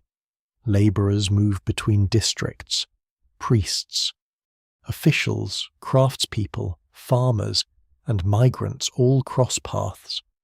The city begins to think through movement. A street crowded with people becomes a place where ideas travel almost as efficiently as objects. News spreads because people overhear conversations. Rumors multiply because information is incomplete. Trends emerge because individuals observe and imitate one another. Techniques move from one workshop to another. Religious practices circulate. Political authority becomes visible. What survives in the archaeological and historical records suggests that urban streets helped create entirely new forms of social interaction, though their everyday details often remain frustratingly difficult to reconstruct. The evidence is scattered: a discarded imported vessel, a seal impression, a foreign-style object, a written complaint, a record of deliveries, a legal dispute, a market regulation. Each fragment hints at a larger reality: the street is becoming a social machine. Crowds are a relatively new human experience. Human beings evolved in small groups. For most of prehistory, gathering with hundreds or thousands of unrelated individuals was unusual and often temporary. Seasonal ceremonies, migrations, or ritual events might bring large numbers together, but permanent crowding was rare. Streets change that. They create regular, predictable contact among people who do not necessarily know one another. At first, this may feel uncomfortable. The human brain is highly sensitive to social information.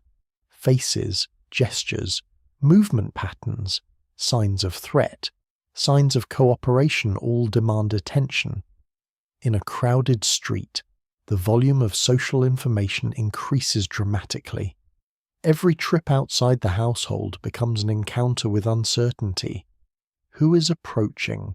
What are they carrying? Are they friend or stranger? Are they prosperous or desperate? Are they local or foreign? The street becomes a training ground for urban awareness. People learn to read one another quickly. They learn to ignore some information while noticing other details. They develop expectations about behavior in shared spaces. They learn when to yield passage, when to negotiate movement, when to avoid conflict, and when to gather attention. These skills seem ordinary now because modern life depends on them, yet they represent a significant adaptation to urban existence. The crowd itself becomes a social force. A single individual can be ignored, a crowd cannot. When enough people gather in one place, entirely new possibilities emerge. Celebrations become larger. Religious processions become more impressive. Markets become more efficient. Political demonstrations become more dangerous. Collective emotions become visible. A crowd can express enthusiasm, fear, grief, anger, excitement, curiosity, or panic. Ancient authorities quickly learn this lesson. Throughout early civilizations, important streets often become locations where power is displayed precisely because crowds gather there. The ruler who appears before a crowd gains visibility. The temple procession moving through crowded streets gains legitimacy. The military force marching through public space projects strength. The street turns power into performance. This transformation is subtle but revolutionary. In smaller communities, authority often depends on direct personal relationships. In cities, authority increasingly depends on visibility. People must see power to believe in it. Streets provide the stage. At the same time, streets expose inequality in ways that smaller settlements rarely do. In a village where most households live similarly, differences may exist but remain relatively muted. In a city, contrasts become harder to hide. Wealthier homes occupy advantageous locations. Better clothing appears in public. Imported goods attract attention. Specialized crafts create economic distinctions. Laborers, merchants, priests, officials, and elites move through the same corridors while living very different lives. The street makes comparison unavoidable. A person carrying luxury goods passes someone carrying water. A richly dressed official walks past a worker covered in dust. A prosperous household stands beside a struggling one. Urban life constantly displays social differences. This visibility can strengthen social hierarchies, but it can also create tension. Scholars still debate exactly how ordinary people understood inequality in ancient cities, because direct evidence is limited. Yet the basic reality is difficult to escape. Streets bring different lives into close proximity. Once people regularly observe unequal outcomes, questions inevitably arise. Not every street becomes a place of harmony. Arguments occur. Property disputes spill outward. Animals block passages. Waste accumulates. Noise irritates neighbors. Children compete for space. Vendors seek customers. Officials enforce regulations. The evidence remains incomplete, but what survives suggests that conflict is a natural consequence of shared movement. Streets solve one problem by creating another. They make dense settlement possible, but they also force people into continuous negotiation. This negotiation gradually shapes urban culture. Rules emerge. Some may be formal laws, Others may be customs understood without being written down. People learn which activities belong where. They learn acceptable behavior. They learn how to move through crowded environments without constant confrontation. Civilization, in part, is the management of friction, and nowhere is that friction more visible than on the street. One lesser-known aspect of ancient urban life is how much observation occurs from thresholds, rooftops, courtyards, windows, and doorways. Streets are rarely watched only by those walking through them. They are observed by people working, resting, cooking, repairing tools, caring for children, or conducting business nearby. The result is a kind of collective surveillance. Not surveillance in the modern technological sense, but social observation. People notice. They remember. They discuss.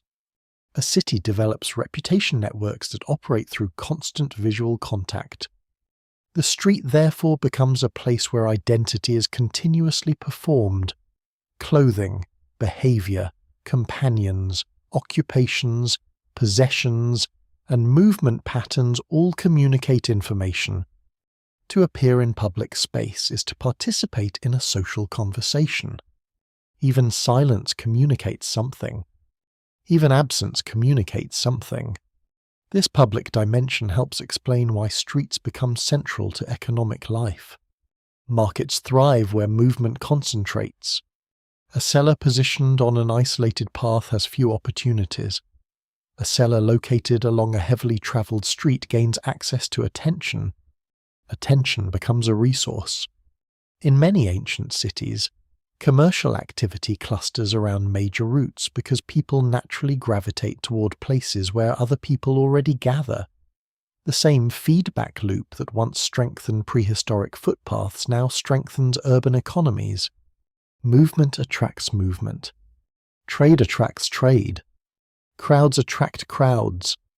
The principle remains unchanged from the earliest paths worn through grasslands thousands of years earlier. What has changed is scale.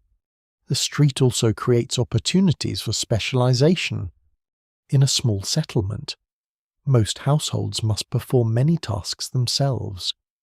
In a larger city, specialists can survive because streets connect them to customers, potters, metalworkers, textile producers, food sellers, builders, transporters, and countless others become possible because movement concentrates demand.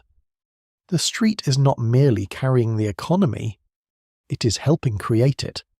And as urban populations continue to grow, another transformation unfolds. People begin to identify not only with households or kin groups, but with districts, neighborhoods, and streets themselves. A person belongs somewhere within the city. They know particular routes. They recognize particular corners. They share experiences with those who move through the same spaces. Local identities emerge. The street becomes part of personal memory. A child learns where to play. An apprentice learns the route to a workshop. A merchant learns where customers gather. An elder remembers how a lane looked before repairs changed it. The city becomes emotionally mapped through movement. This emotional geography rarely survives in archaeology. Stone, clay, and debris preserve physical structures, but feelings are harder to excavate. Yet human experience suggests they must have existed. Streets are too central to daily life to remain emotionally neutral. They become associated with friendships, opportunities, losses, dangers, celebrations, and routines. They become part of who people are. The birth of crowds, therefore, marks another turning point in human history. The street is no longer simply infrastructure. It is society made visible. Every day, thousands of individual decisions flow through shared corridors. Every day, strangers encounter strangers. Every day, information, goods, beliefs, and emotions move through the city like blood through arteries. The street creates a new scale of human interaction. And once that scale exists, civilization itself begins to change. The old path across open land connected places. The urban street connects lives. That difference may be one of the most important developments in the entire history of cities, because from this moment onward, the story of the street is no longer only about movement. It is about humanity learning how to live together in numbers large enough to transform the world. The street solves the problem of movement, but it creates another problem that no ancient city can escape. The more people pass through the same spaces, the more those spaces collect what people leave behind. Dust, spilled grain, broken pottery, ash, butchered bone, animal dung, wastewater, rotting scraps, dead insects, worn plaster, and the fine powder of decaying mud brick all gather underfoot. A path through open country can be refreshed by rain, wind, and abandonment. A city street cannot rely on disappearance. It must absorb the daily evidence of thousands of lives. At first, this may seem like a small inconvenience, something unpleasant but ordinary. Yet in the history of cities, waste is never minor. It is one of the forces that shapes urban form as powerfully as trade or religion.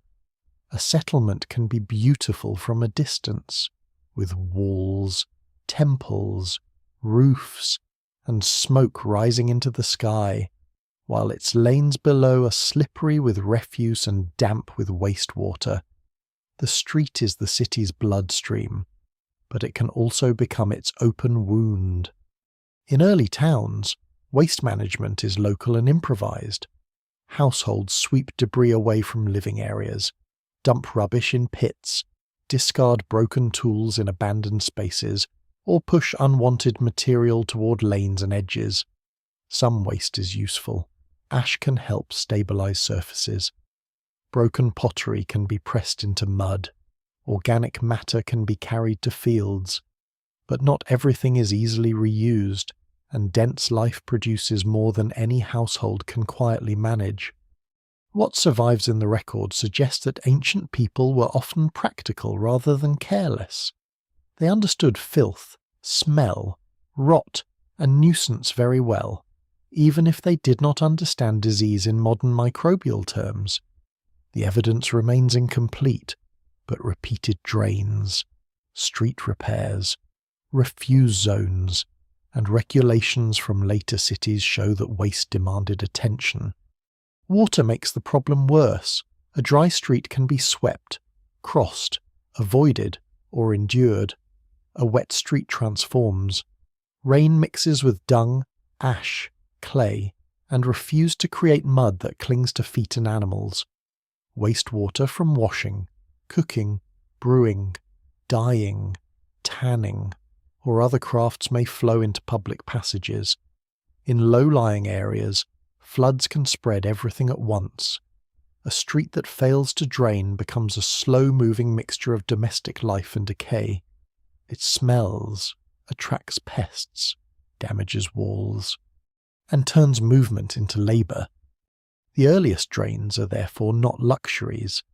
They are survival tools. Some are simple channels along a street edge. Some are lined with stone or brick. Some are covered, allowing people to walk above the flow.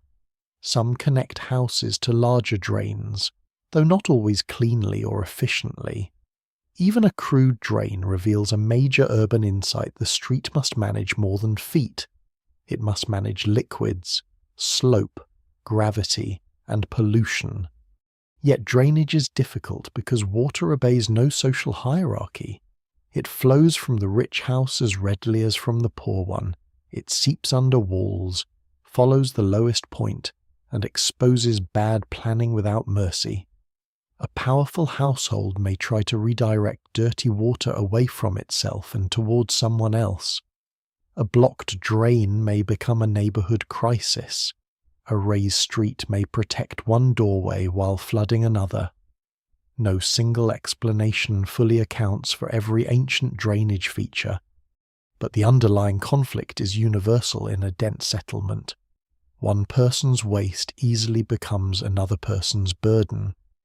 This is where streets begin to enter law and administration. Later written sources from several ancient societies reveal rules about drains, walls, access, street obstruction, and neighborhood responsibilities. These records are not always early enough to explain the first streets directly, but they preserve a reality that must be older than writing shared passages require shared rules.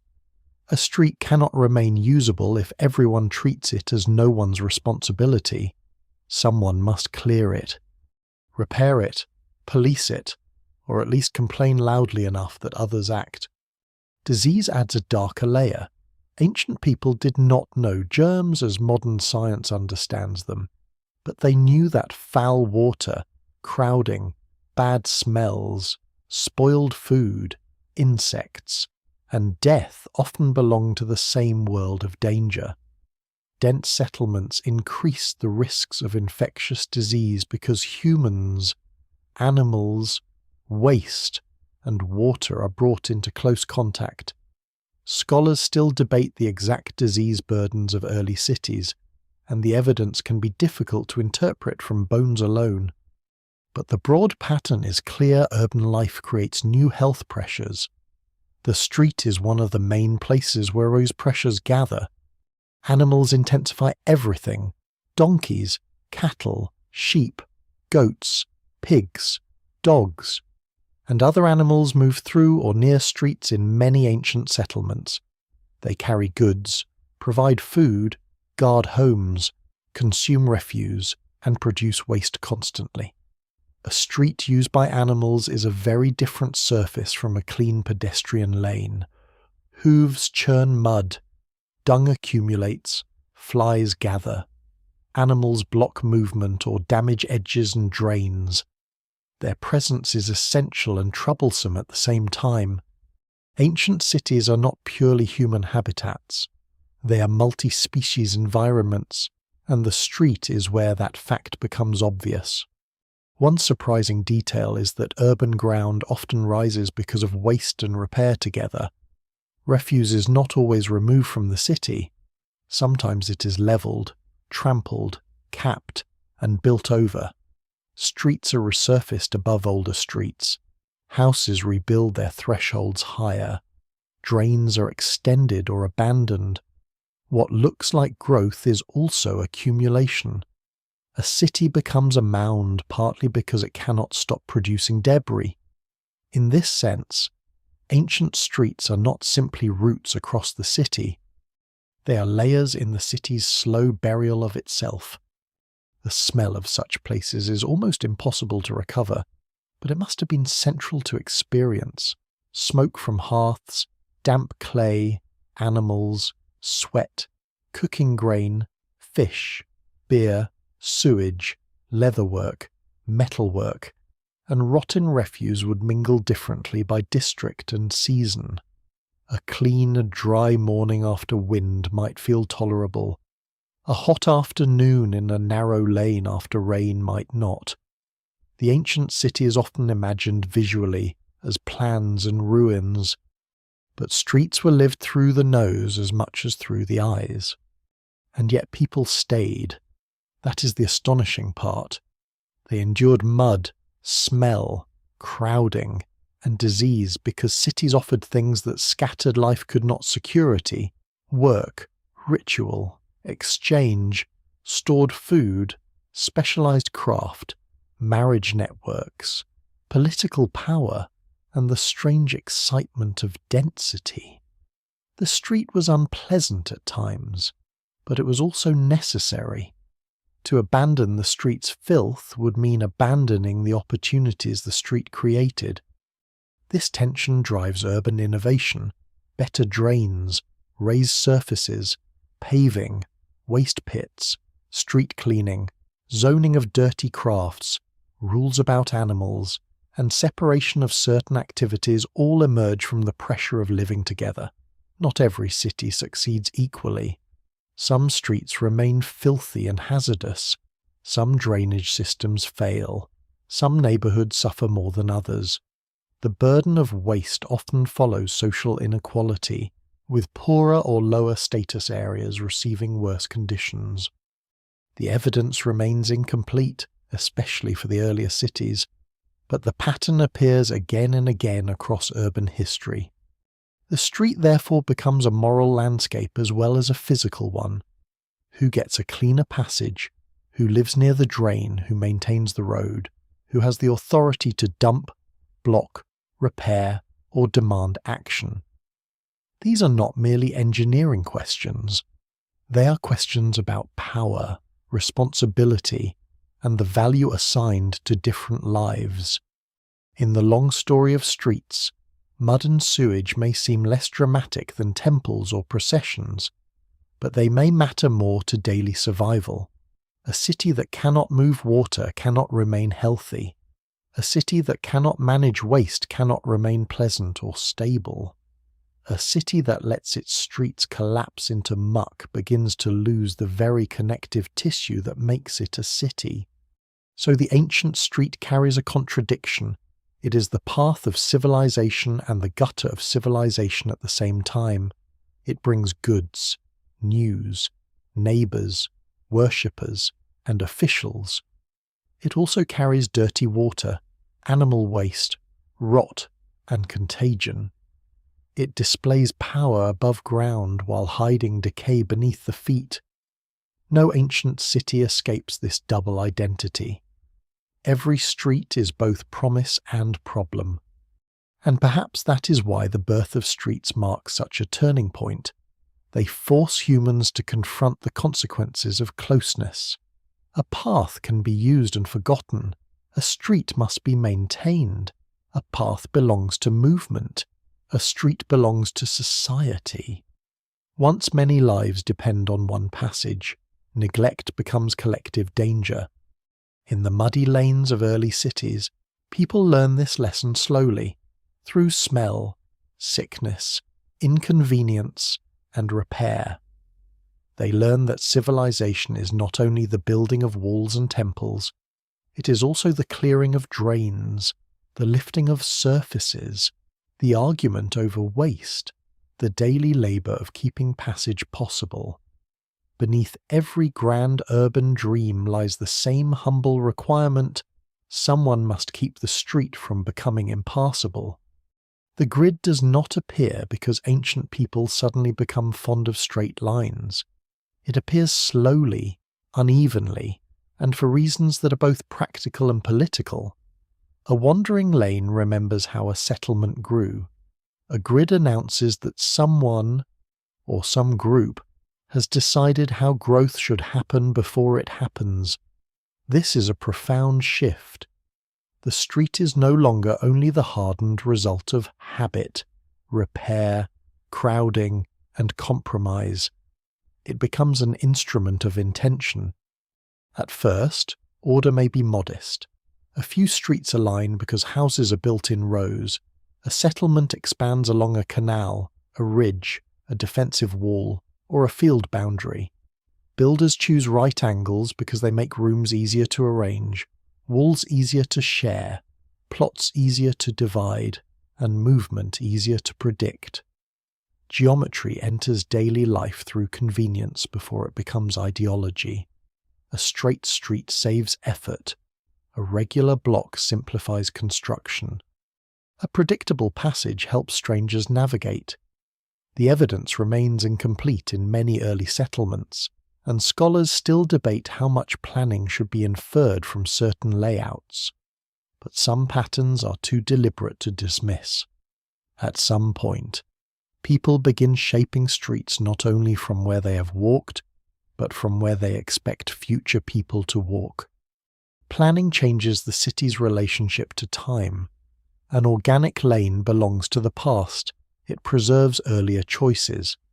A planned street belongs partly to the future. It prepares space for lives not yet lived. This future-mindedness is one of the quiet signatures of urban civilization. To lay out streets in advance is to imagine population, property, labor, drainage, movement, and authority continuing beyond the present generation. It is a claim that the city will endure. The grid also makes land legible. Once streets divide space into regular parcels, property becomes easier to measure, assign, tax, sell, inherit, or control. A crooked lane may be perfectly useful to residents who know it, but it is harder for administrators. A gridded plan turns land into units. It allows a settlement to be counted visually. It makes boundaries clearer and disputes, at least in theory, easier to settle. No single explanation fully accounts for the rise of planned layouts across different regions, but administration is never far away. Streets become lines of movement and also lines of calculation. This does not mean every grid is imposed by a powerful state. Some regular layouts may emerge from practical cooperation among households or from rebuilding after destruction. Fire, flood, conquest, abandonment, or deliberate foundation can create moments when a settlement is reimagined. If old walls are gone or new land is opened, it becomes possible to draw straighter lines. Planned order often appears during beginnings and recoveries. When the weight of inherited lanes is lighter, cities, like people, sometimes become most orderly after catastrophe. There is a surprising fragility in planned order. A grid looks permanent from above, but on the ground it is vulnerable to daily life. Households extend walls, markets spill outward, drains clog, informal shortcuts appear. Wealthy owners absorb space. Poorer residents crowd into margins.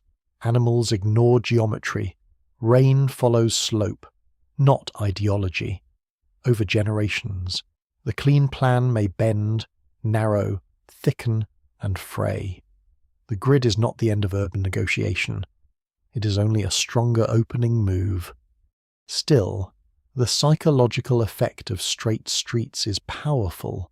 A gridded settlement feels different from a maze of lanes. It offers sight lines. It creates expectation. It lets a person look ahead and understand distance more quickly. It can make a city feel rational, even when life inside remains messy. Movement becomes easier to organize. Processions can be staged. Troops can move.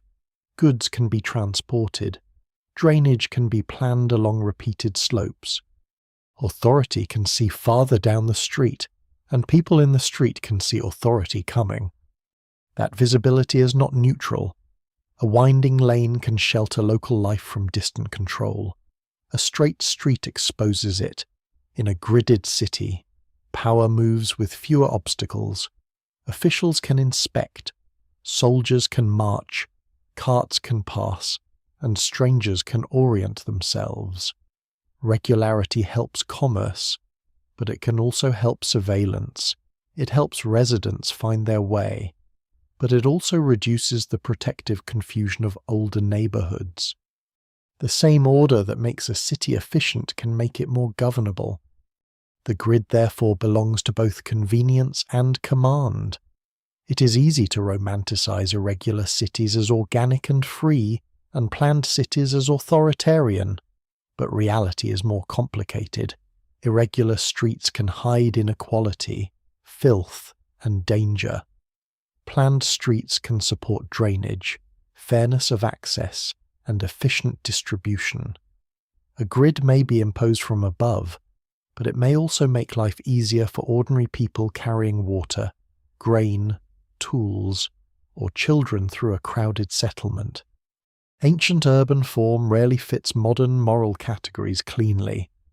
In many parts of the ancient world, planned streets appear alongside new forms of political organization, as rulers, councils, priestly institutions, or civic authorities gain power. The ability to shape urban space becomes a sign of legitimacy. To found a city with ordered streets is to display control over land and people. It says that society is not merely growing, it is being arranged. The the street becomes a line drawn between nature and administration. Measurement is central here. A planned street requires some shared sense of length, boundary, alignment, and right angle. This may be done with ropes, rods, sighting, experience, and practical geometry rather than formal mathematics in the later sense. But the result is real. Land is divided, houses are placed, drains are aligned, gates connect to routes. Fields outside the city may echo the same logic. Urban order and agricultural order often belong to the same mental world measure, divide. Assign, maintain. The rise of carts and wheeled transport also changes streets, though unevenly. Wheels need width, firmness, and turning space. Not every lane can accommodate them, and many urban streets remain primarily pedestrian. But where wheeled vehicles matter, streets must adapt. Ruts appear. Surfaces are strengthened. Main routes become distinct from narrow residential passages. The city's circulation system becomes hierarchical. Feet can go almost anywhere. Carts require permission from the ground. This creates another distinction between ordinary lanes and planned streets. A city that expects vehicles, large animals, or heavy transport must think differently about width and surface. The street becomes a technical object. How broad should it be? How should corners turn? Where should water flow? Where can goods be unloaded? Where do animals stand?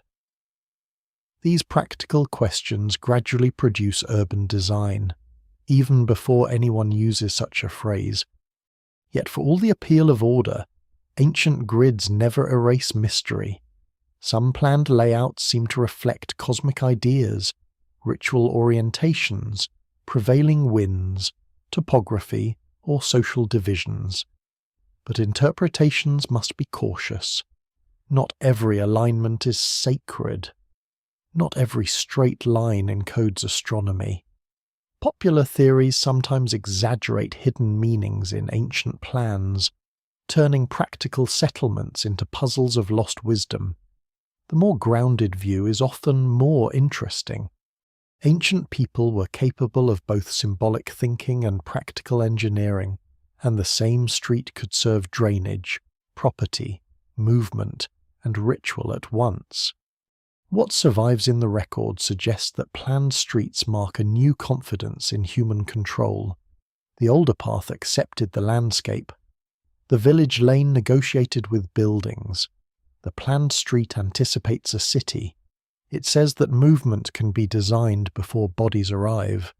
It says that order can be laid into the earth. But the grid also carries a cost. It can flatten older patterns. It can ignore local habits. It can make space easier to assign and therefore easier to own.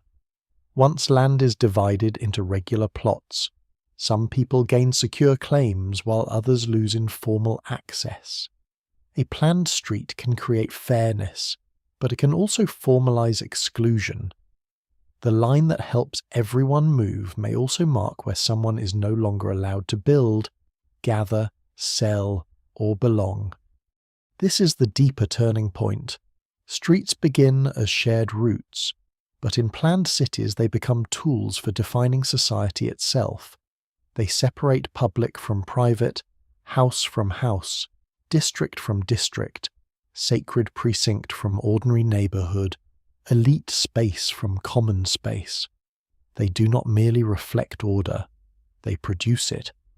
And so the grid appears slowly, not as a sudden triumph of reason over chaos, but as another layer in the long conversation between movement and settlement. It grows from practical needs, drainage, access, property, transport, rebuilding, expansion. It grows from power taxation, surveillance, ceremony, control. It grows from imagination, the belief that a city can be shaped before it is fully lived. Under the sun of an ancient plain, surveyors or builders stretch a line across bare ground. Perhaps it is only a rope. Perhaps it is marked with stakes. Perhaps the plan is simple, no more than a few straight passages crossing at angles. Yet the gesture is enormous. For the first time, the future street exists before the footsteps. The city is being drawn into possibility, and human movement is being invited to follow. Far to the east of Mesopotamia's mud brick cities, another urban world rises with a different kind of silence. The Indus cities do not speak to us in the same way. Their inscriptions remain undeciphered, short, elusive, and resistant to every confident claim. Their rulers, if rulers in the familiar sense existed, do not step forward through royal boasts. Their gods, if they can be called that with certainty, do not explain themselves in a long temple hymns. Their walls are not carved across palace walls, and yet their streets speak with extraordinary clarity. They speak in baked brick, right angles, drains, wells, platforms, and carefully maintained passages in cities such as Mohenjo-daro, Harappa, Dholavira, and others. The street becomes evidence of an urban order whose voice has almost vanished, but whose planning remains under the feet. The Indus civilization flourishes across a vast region, tied to river systems, seasonal waters, agriculture, craft production, trade, and long-distance exchange. Its cities are not identical, and scholars still debate the political structure behind them. There may not have been a single empire in the later sense. Authority may have been distributed civic, mercantile, ritual, or organized through institutions that left few obvious monuments of kingship. The evidence remains incomplete. But whatever the exact structure, the built environment reveals impressive coordination. Streets align, neighborhoods are arranged, drainage is integrated into domestic and public space. Standardized bricks appear across wide areas. This is not accidental crowding. This is urban discipline made material. The streets of Mohenjo-daro are especially famous for their apparent regularity. Major routes run through the city, with smaller lanes feeding into them. Houses often open onto side lanes rather than the broadest streets, a detail that suggests careful management of privacy, access, dust, noise, and social exposure. Many homes include bathing areas, wells, and drains connected to street systems. Wastewater moves through brick-lined channels, sometimes covered, sometimes accessible for cleaning. This is one of the most astonishing features of Indus urbanism. The street is not merely a surface for movement. It is part of a civic system for managing water and domestic life. In earlier sections, the street became a place where waste gathered as a problem. In the Indus cities, the response appears unusually systematic. Drains run along streets with a precision that suggests maintenance and expectation. Settling tanks or soakage jars may have helped trap solids before water entered larger channels. Covered drains could be opened for cleaning. Street gradients mattered. Brick quality mattered. Access points mattered. None of this means the cities were perfectly clean. And it would be wrong to imagine a modern sanitation paradise. But compared with many ancient urban centres, the Indus concern with drainage is remarkable.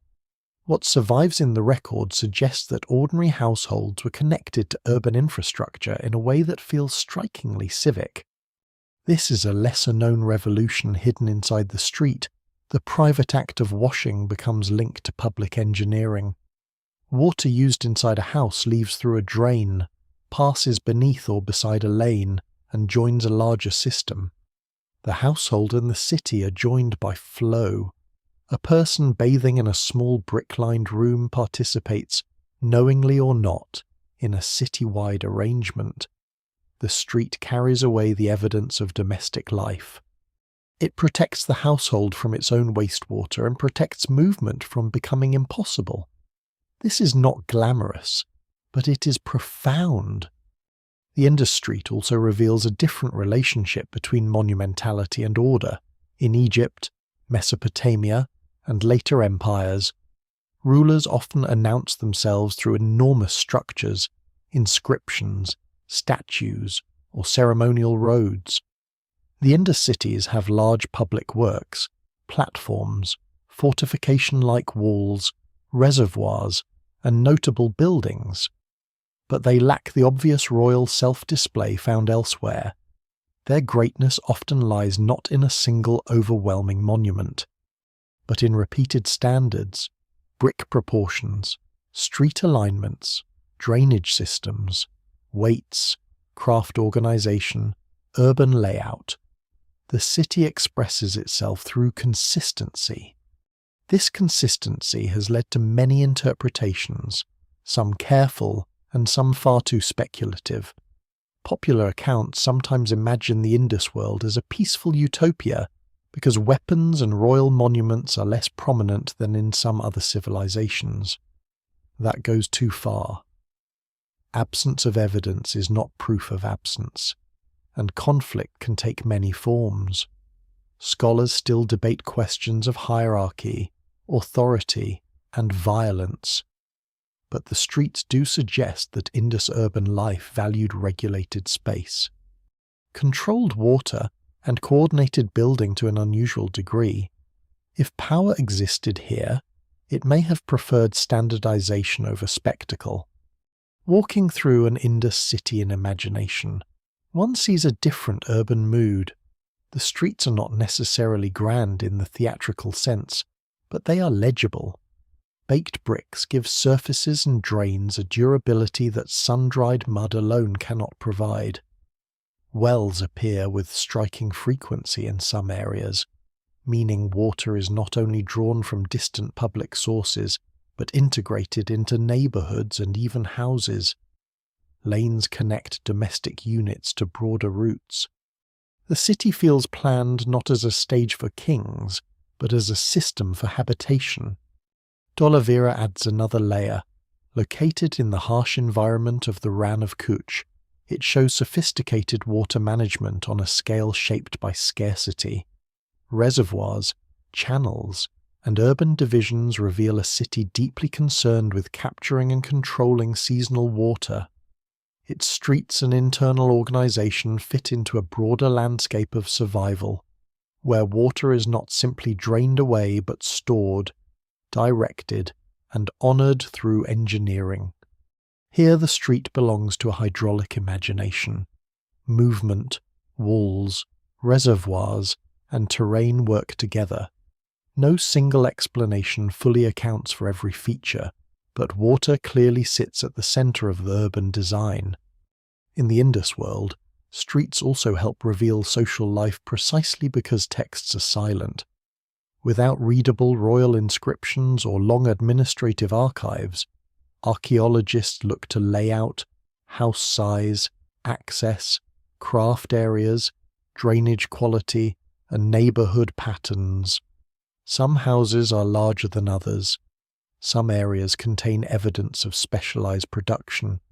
Some routes are more important than others. Yet the extremes of palace-centered inequality are less obvious than in some other ancient cities. This does not mean equality in any simple sense. It means power is harder to see, and the street becomes one of the main clues. A street plan can show how a society imagines access. Does every house connect to a shared system? Are some districts better served? Are certain spaces restricted? Are routes straight, controlled, open, hidden, or defensive? In the Indus cities, many streets suggest an attention to civic functioning that reaches beyond elite display. The evidence remains incomplete. An excavation covers only parts of many sites. But the impression is powerful here. Urban order is embedded in the ordinary. That ordinary order may be the most mysterious thing of all. How was it maintained across such distances? How were brick sizes standardized? How were drains cleaned? Who decided street alignments? who enforced building practices were the councils, priestly authorities, merchant groups, neighborhood institutions, hereditary elites, or forms of governance now invisible to us.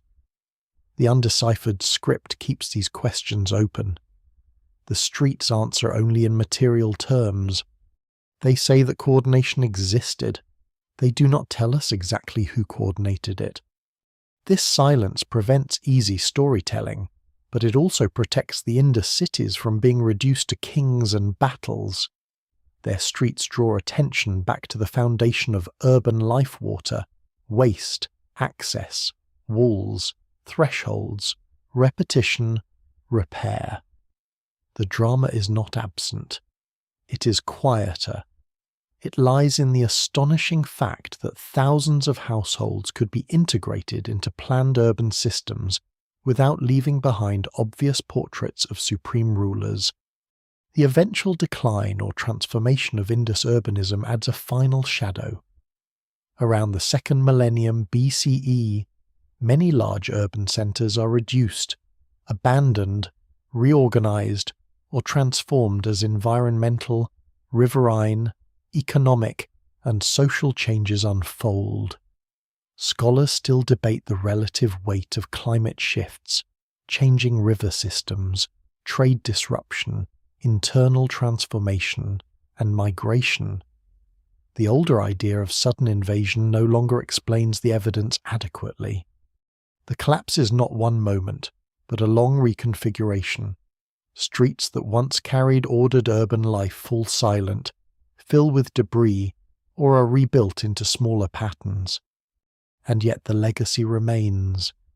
The Indus cities show that streets can embody a civic philosophy even when written voices fail us.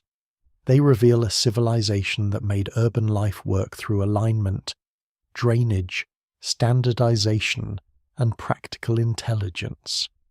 Their streets are not merely corridors. They are the surviving grammar of an undeciphered world. In the dust of Mohenjo-Daro, a covered drain runs beside a street where people once passed with water jars, tools, baskets, and worries, no text preserves.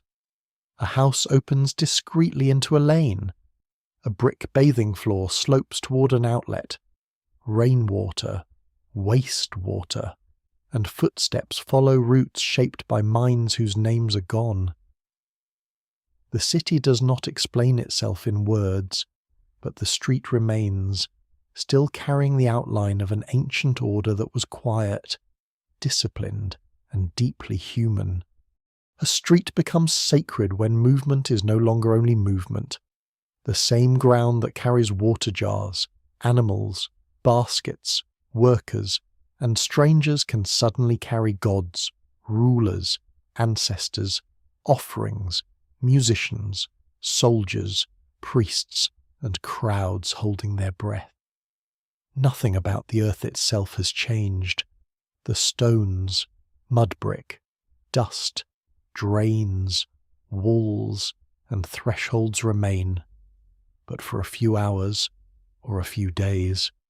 The street becomes a line between ordinary life and the invisible forces a society believes hold the world together.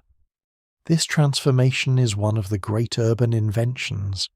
Once people live in dense settlements, belief can be staged at a scale impossible in scattered communities. A sacred image can be carried through streets. A ruler can process toward a temple.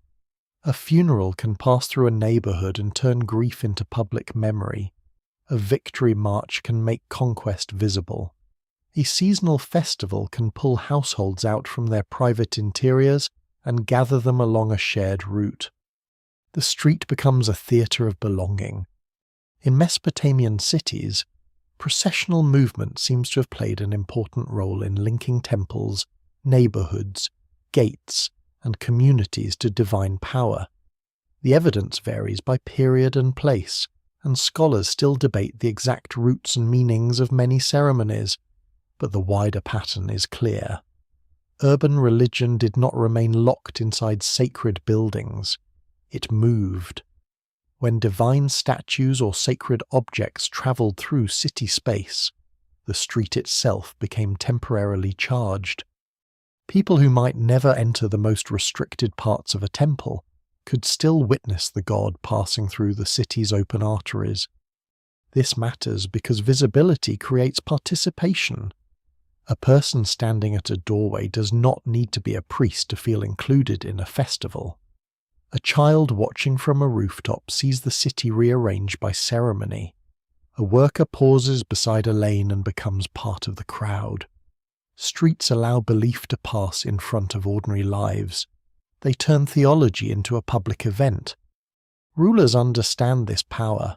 A palace hidden behind walls may command fear, but a ruler moving through a street commands attention. Processions allow authority to appear orderly, blessed, and inevitable. Soldiers march in formation. Officials display symbols of office. Captured goods or tribute may be shown. Musicians and attendants create rhythm. Crowds line the route. The city watches power move through its own body. There is nothing accidental about this. A ceremonial route can be cleaned, widened, paved, decorated, guarded, or aligned with gates and monumental buildings. In some cities, streets become designed for spectacle. They frame movement. They direct sight.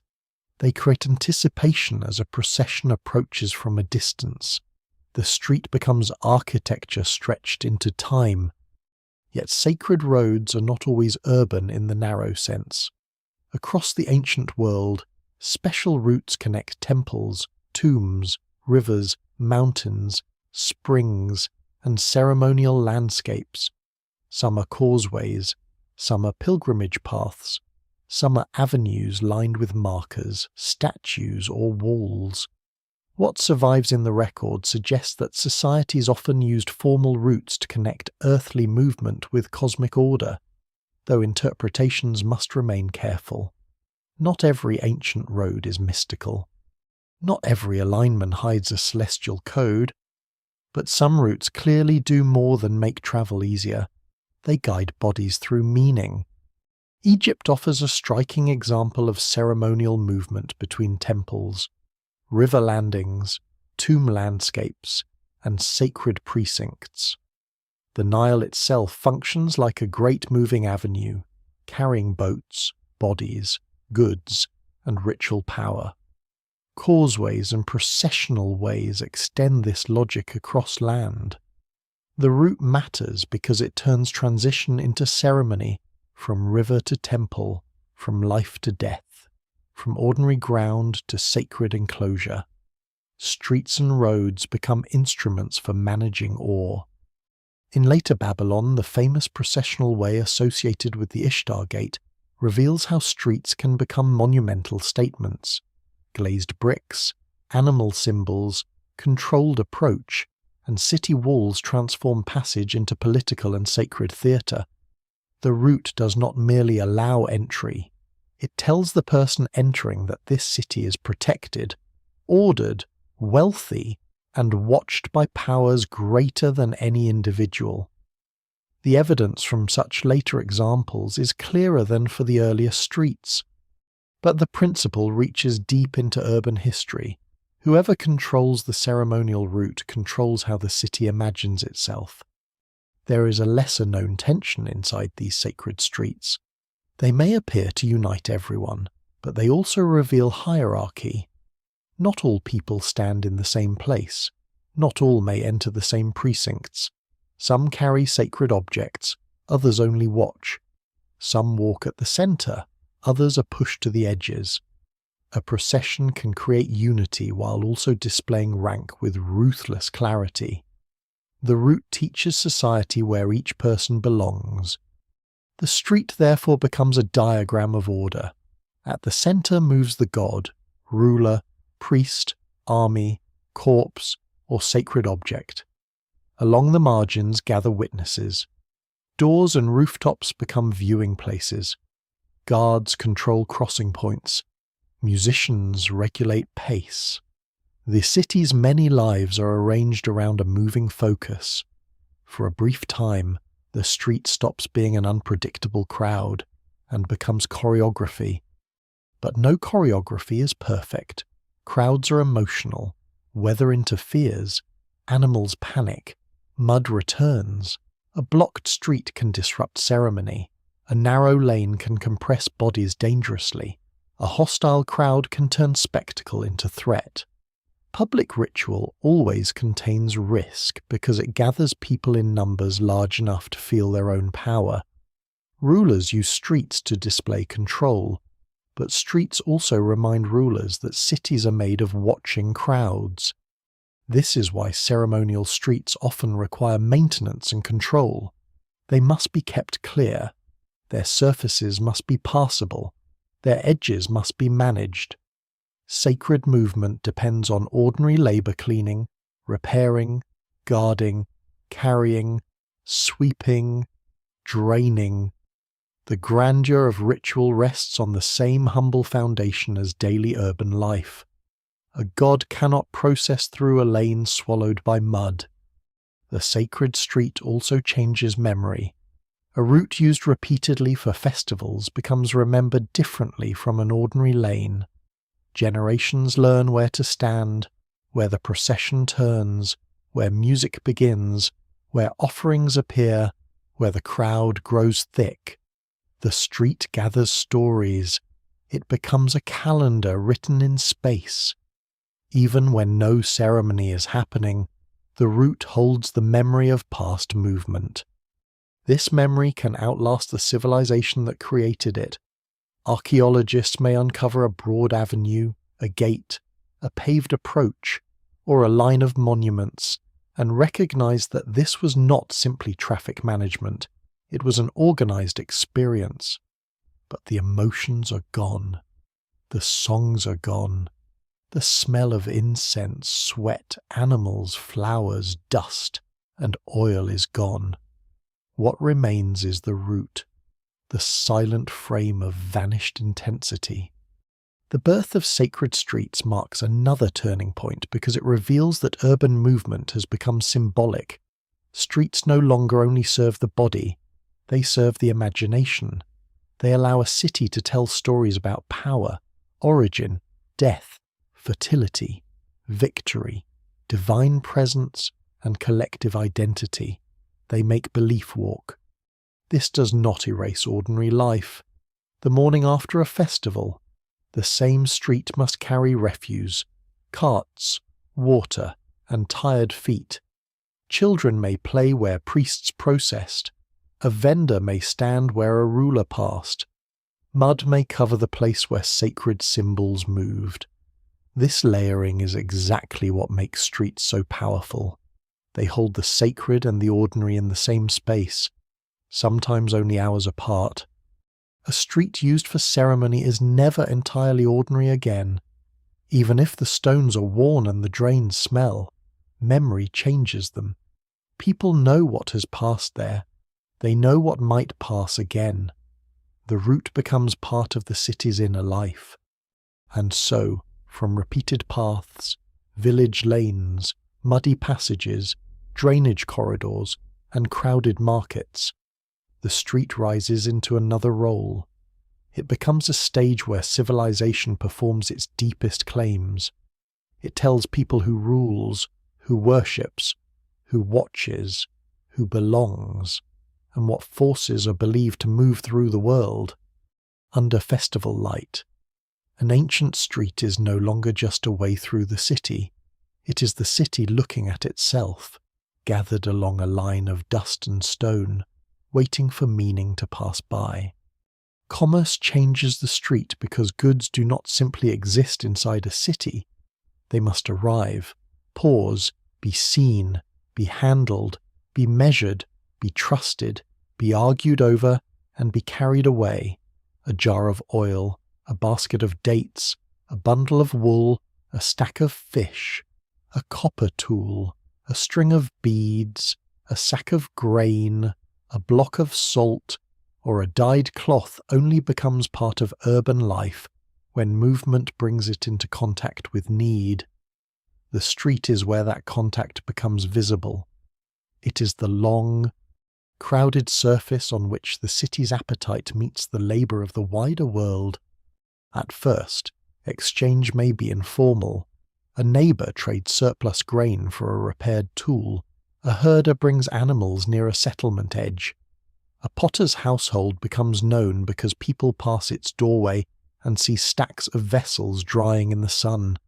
But as cities grow, exchange becomes too large and too frequent to remain hidden inside domestic relationships. Movement concentrates opportunity. A busy route attracts sellers because buyers already pass there. Buyers pass there because sellers gather. The same feedback loop that made prehistoric paths stronger now makes commercial streets more powerful. Use attracts use, and the street thickens with value. This is one of the reasons streets become economic organs. They reduce the difficulty of finding things. In a scattered landscape, a person must know who has what. In a city street, goods can announce themselves through display, smell, sound, and repetition. Fresh bread, beer mash, roasting meat, fish, leather, metalwork, wet clay, dye, wool, spices, smoke, and animal dung create an atmosphere of work and exchange. The market is not only seen, it is smelled before it is reached. Scholars still debate the exact form of markets in many early civilizations. Some exchange may have been controlled by temples, palaces, households, or institutions rather than by open markets in the modern sense. Some goods move through redistribution, rationing, taxation, tribute, or obligation. Coinage comes much later in many regions. Prices, when recorded, belong to complex systems of value rather than simple shop counters. The evidence remains incomplete. But no single explanation fully accounts for urban economies without recognizing the street's role in concentrating movement, attention, and access. Workshops benefit from streets in practical ways. Raw materials must come in, finished goods must go out, fuel must be delivered, waste must be removed, customers or officials must arrive, and labourers must find the place. A potter near a route can receive clay and distribute vessels. A metalworker needs charcoal, ore or ingots, tools, and buyers. A textile producer needs wool or flax, dyes, water, labour, and storage. Streets connect these processes. They do not create craft specialization alone, but they make it more sustainable. Certain crafts are dirty, loud, dangerous, or smelly, and this affects where they appear. Tanning, dyeing, metalworking, butchery, fish processing, and pottery firing can burden neighbours with smoke, heat, odour, or waste. Cities often begin to sort such activities, whether formally or by custom. Some cluster near water, some sit near edges, some gather along routes where transport is easier and complaints, perhaps, are less powerful. The street thus helps produce districts. A city becomes not just a mass of houses, but a pattern of specialized zones linked by movement. This specialization changes human identity. In smaller communities, a household may do many things for itself. In cities, a person may become known by a trade. The street helps that identity become public. The brewer's place, the potter's lane, the metalworker's quarter, the cellars near the gate, the food stalls near a temple approach. Such patterns may not always be visible in the earliest records, but they become common features of urban life. Work attaches itself to roots, and roots attach themselves to reputation. There is a surprising intimacy in ancient commerce. Many goods are carried by human bodies. Before large-scale mechanized transport, the economy walks. Porters bend under loads. Animals press through crowded lanes. baskets cut into shoulders, jars are balanced carefully, a street's width, slope, surface, and shade affect economic life directly. A muddy lane slows business. A broken drain damages goods. A narrow corner limits what can pass. Urban economics is not abstract. It has ankles, backs, dust, and fatigue. Gates are especially important. A city gate is not just a defensive opening. It is a filter between the urban and the rural, between local authority and outside movement. Goods enter there. Taxes or duties may be collected there in some societies. News arrives there. Travellers wait there. Animals crowd there.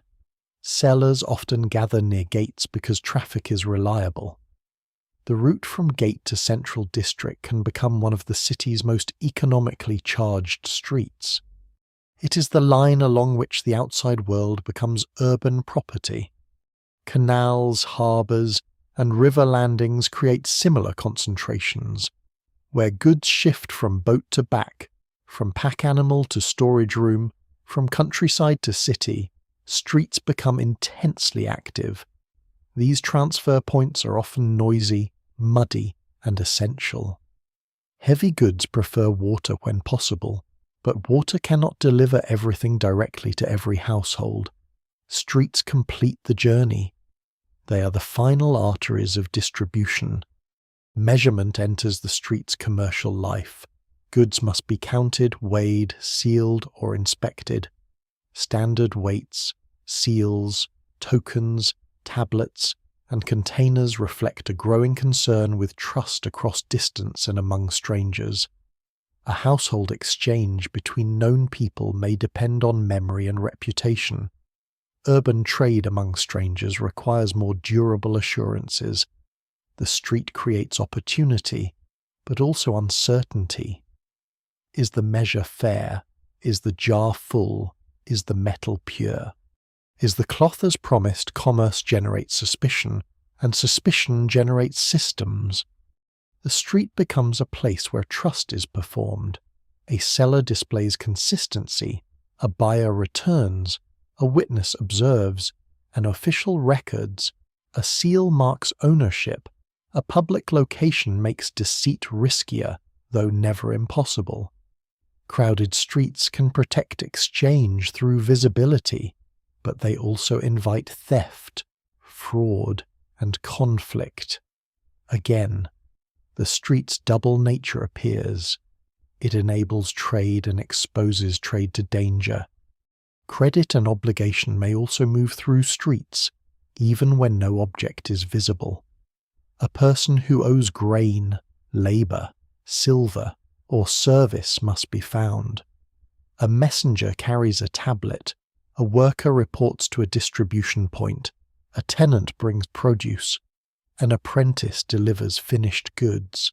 The street carries promises as well as things. Much of the ancient economy is social before it is monetary, and streets make social obligation mobile. The growth of commerce also affects architecture. Shops, stalls, workshops, storage rooms, and housefront activities change how buildings meet the street. In some cities, domestic life remains turned inward, but economic activity may open outward through workspaces near entrances. A doorway can become a point of sale. A shaded edge becomes a place to pause. A wall becomes a surface for display. The boundary between house and street grows more complicated. The street pulls private production into public view.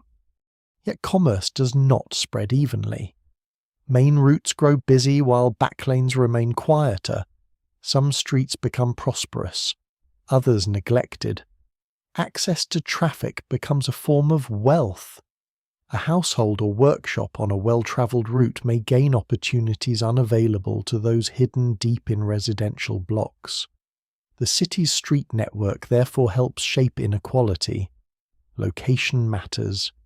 It has mattered since the first path made one place easier to reach than another. Scholars still debate how fully commercialized many ancient urban economies were.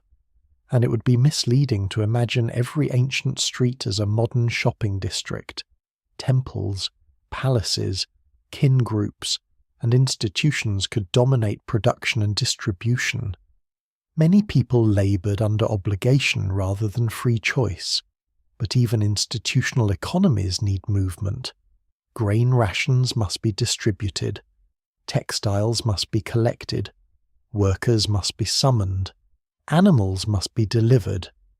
The street remains necessary whether exchange is free, controlled, ceremonial, or coerced. A lesser-known detail is that street commerce often depends on waste as much as goods. Broken containers, spilled grain, ash from food preparation, slag from metalwork, shells, bones, and craft debris can reveal commercial activity long after voices disappear. Archaeologists may identify economic zones not from signs or written labels, but from what accumulated underfoot. The street preserves business through its leftovers. As commerce intensifies, the city's relationship to distant landscapes deepens. Streets carry objects that began far away: stone from mountains, timber from forests, shells from seas, metals from mines, spices or resins from distant ecological zones. The urban street becomes the last visible segment of vast hidden routes.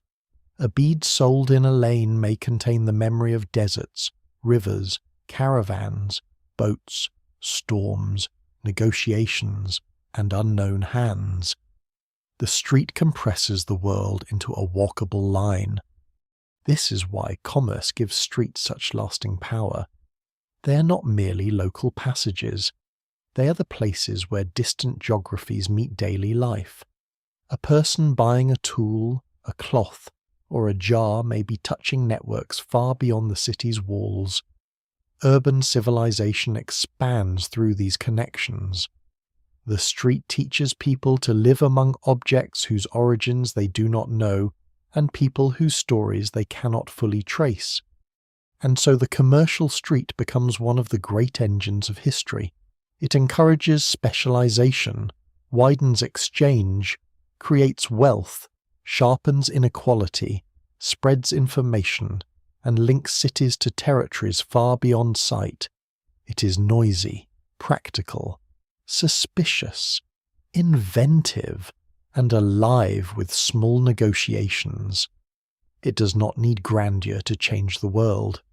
It only needs enough people passing through, enough goods arriving, enough hands reaching, enough trust to continue tomorrow. From the old path to water, the story has travelled far. The street now carries not just bodies, but economies. It gathers the weight of fields, workshops, herds, mines, rivers, and distant coasts into the narrow spaces between walls. Commerce moves on foot, and with every step, the city becomes larger than itself. The street remembers what official history often forgets. Kings leave inscriptions, temples leave foundations, armies leave destruction layers. But streets preserve the small repetitions of ordinary life. A worn threshold, a repaired drain, a narrowed lane, a patch of broken pottery pressed into mud, a surface raised after flooding, a corner blackened by fire, a route that bends around a vanished wall. All of these are forms of memory. They do not speak in names. They rarely identify the people who made them, but they reveal how lives were actually lived, one crossing at a time. A street is never made only once. It is made again every day. Feet remake it, repairs remake it, disputes remake it, waste, rain, animals, carts, ceremonies, markets, and accidents all leave marks. Over time, these marks become a layered archive. What survives in the record suggests that ancient streets often record the rhythm of maintenance more clearly than the intentions of founders.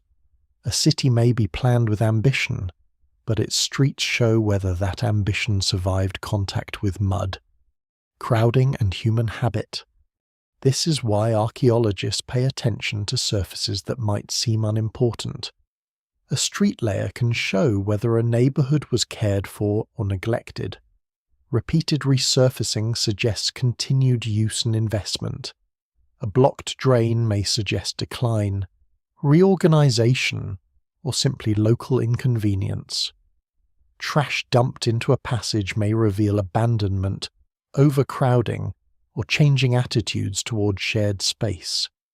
The evidence remains incomplete, and no single explanation fully accounts for every deposit. But the street is often where the health of urban life becomes visible. Streets also preserve inequality in subtle ways. Some routes are wide, maintained, and connected to important buildings. Others are cramped, dirty, and poorly drained. Some houses open onto active streets full of opportunity. Others hide in back lanes where movement is limited.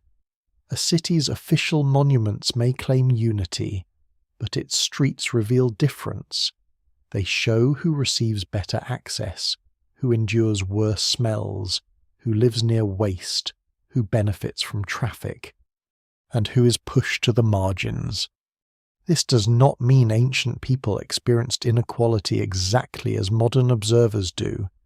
Scholars still debate how status, kinship, occupation, ritual role, gender, age, and wealth shaped daily access in different cities.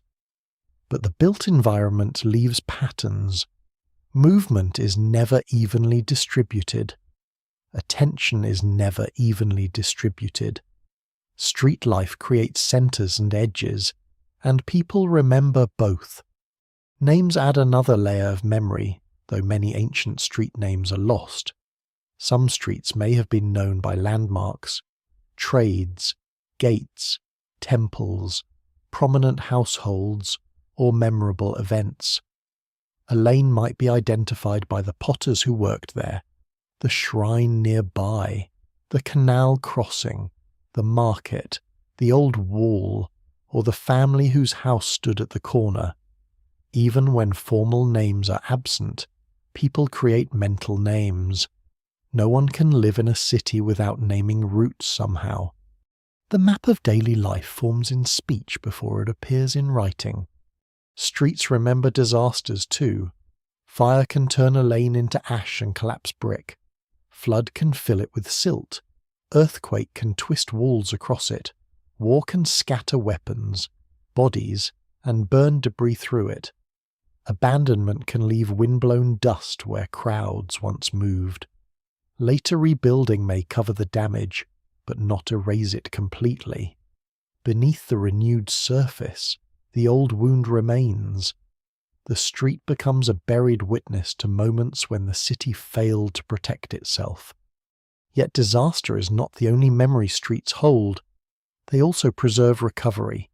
A resurfaced lane after flood is evidence of return. A rebuilt drain after collapse is evidence of care. A doorway raised above a new street level shows adaptation. A path reopened through rubble shows persistence.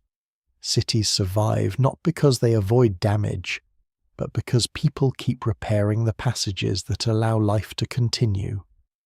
The street is one of the clearest places where resilience becomes visible. There is a surprising emotional depth in this. A street can outlive generations of households. Children grow up walking the same route their grandparents used. A festival turns the same corner year after year. A market gathers in the same widening of space. A funeral passes along a familiar lane, and later, another funeral follows. A city's inhabitants may not think of these repetitions as history, but they are. They are memory practiced physically. The street also holds social memory through habit. People know where to slow down, where to avoid mud, where animals gather, where a cellar can be trusted, where a neighbor watches from a doorway, where a drain smells after rain, where shade falls in the afternoon. These details almost never enter official records, but they shape belonging. To know a street intimately is to belong to a place in a way no inscription can fully capture. When cities are abandoned, this intimate memory vanishes first. The stones remain, but the knowledge of how to move through them disappears. A ruined street may still show its line, yet no one remembers which corner was noisy, which doorway was feared, which wall gave shade, which house smelled of bread, which patch flooded every winter. Archaeology can recover structure, but not all familiarity. The evidence remains incomplete because lived memory dies with the living. And still, streets offer more than most ruins. A palace tells us where power sat. A tomb tells us how death was honored. A temple tells us where sacred attention gathered. A street tells us how all these places were connected. It restores the city as movement rather than as isolated monuments. Without streets, ancient settlements become collections of buildings. With streets, they become inhabited worlds. This is why the street as social memory matters. It connects the great and the ordinary. A sacred procession may pass along the same route used by a porter carrying grain. A ruler may travel where children later play. A market may fill a space once cleared for ceremony. A drain may run beneath the road to a temple. The street refuses to keep categories separate.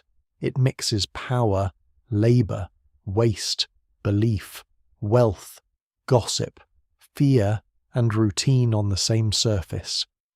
The deeper legacy is that streets preserve the human scale of civilization. Ancient history can become abstract when told through dynasties, trade systems, climate shifts, and collapses. Streets bring it back to bodies. Someone had to walk. Someone had to carry. Someone had to step around a puddle, wait for an animal to pass, greet a neighbor, avoid a rival, follow a procession, sell a pot, repair a drain, return home in darkness. The street is where civilization touches the soles of the feet. As generations pass, streets become older than the people who use them. They gain authority from endurance. A route that has existed for centuries feels natural, even if it began as a compromise. People may forget why it bends, why it widens, why one side is higher, why a wall does not align. The original cause disappears, but the form remains. This is how cities carry forgotten decisions into the present. They make memory physical even after explanation is lost. In some ancient cities, later builders reused old streets because the routes still made sense. In others, new rulers imposed new plans, cutting across older neighborhoods to display power or improve control. Both acts are forms of memory. To preserve a street is to honor or accept the past. To erase one is to claim authority over it. Urban history is full of such struggles between inherited movement and new ambition. The street, therefore, becomes a battlefield of time.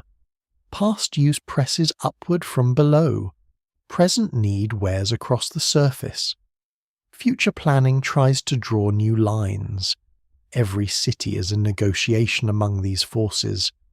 Ancient streets show this clearly because they are layered, patched, interrupted, restored, and sometimes violently overwritten. By the time streets have become social memory, they are no longer simple inventions. They are institutions without walls.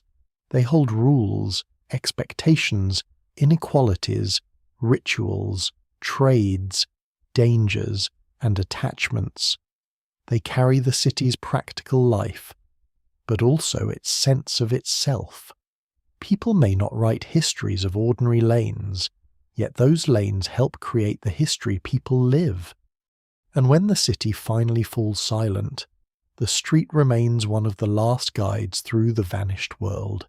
It leads past houses without roofs, drains without water, thresholds without voices, markets without bargaining, sacred routes without processions. It does not explain everything. Scholars still debate what many street patterns mean, and many ancient lives remain beyond recovery. But the street offers a line to follow through the ruins. It says that people moved here. They returned here. They repaired this ground because it mattered. In that way, every ancient street is a memory of collective persistence, not the memory of one ruler, one battle, or one monument, but the memory of many lives pressing together through time. A city may disappear from speech, but its streets continue to point, silently, toward the paths people once trusted. The road beneath modern life is older than it looks.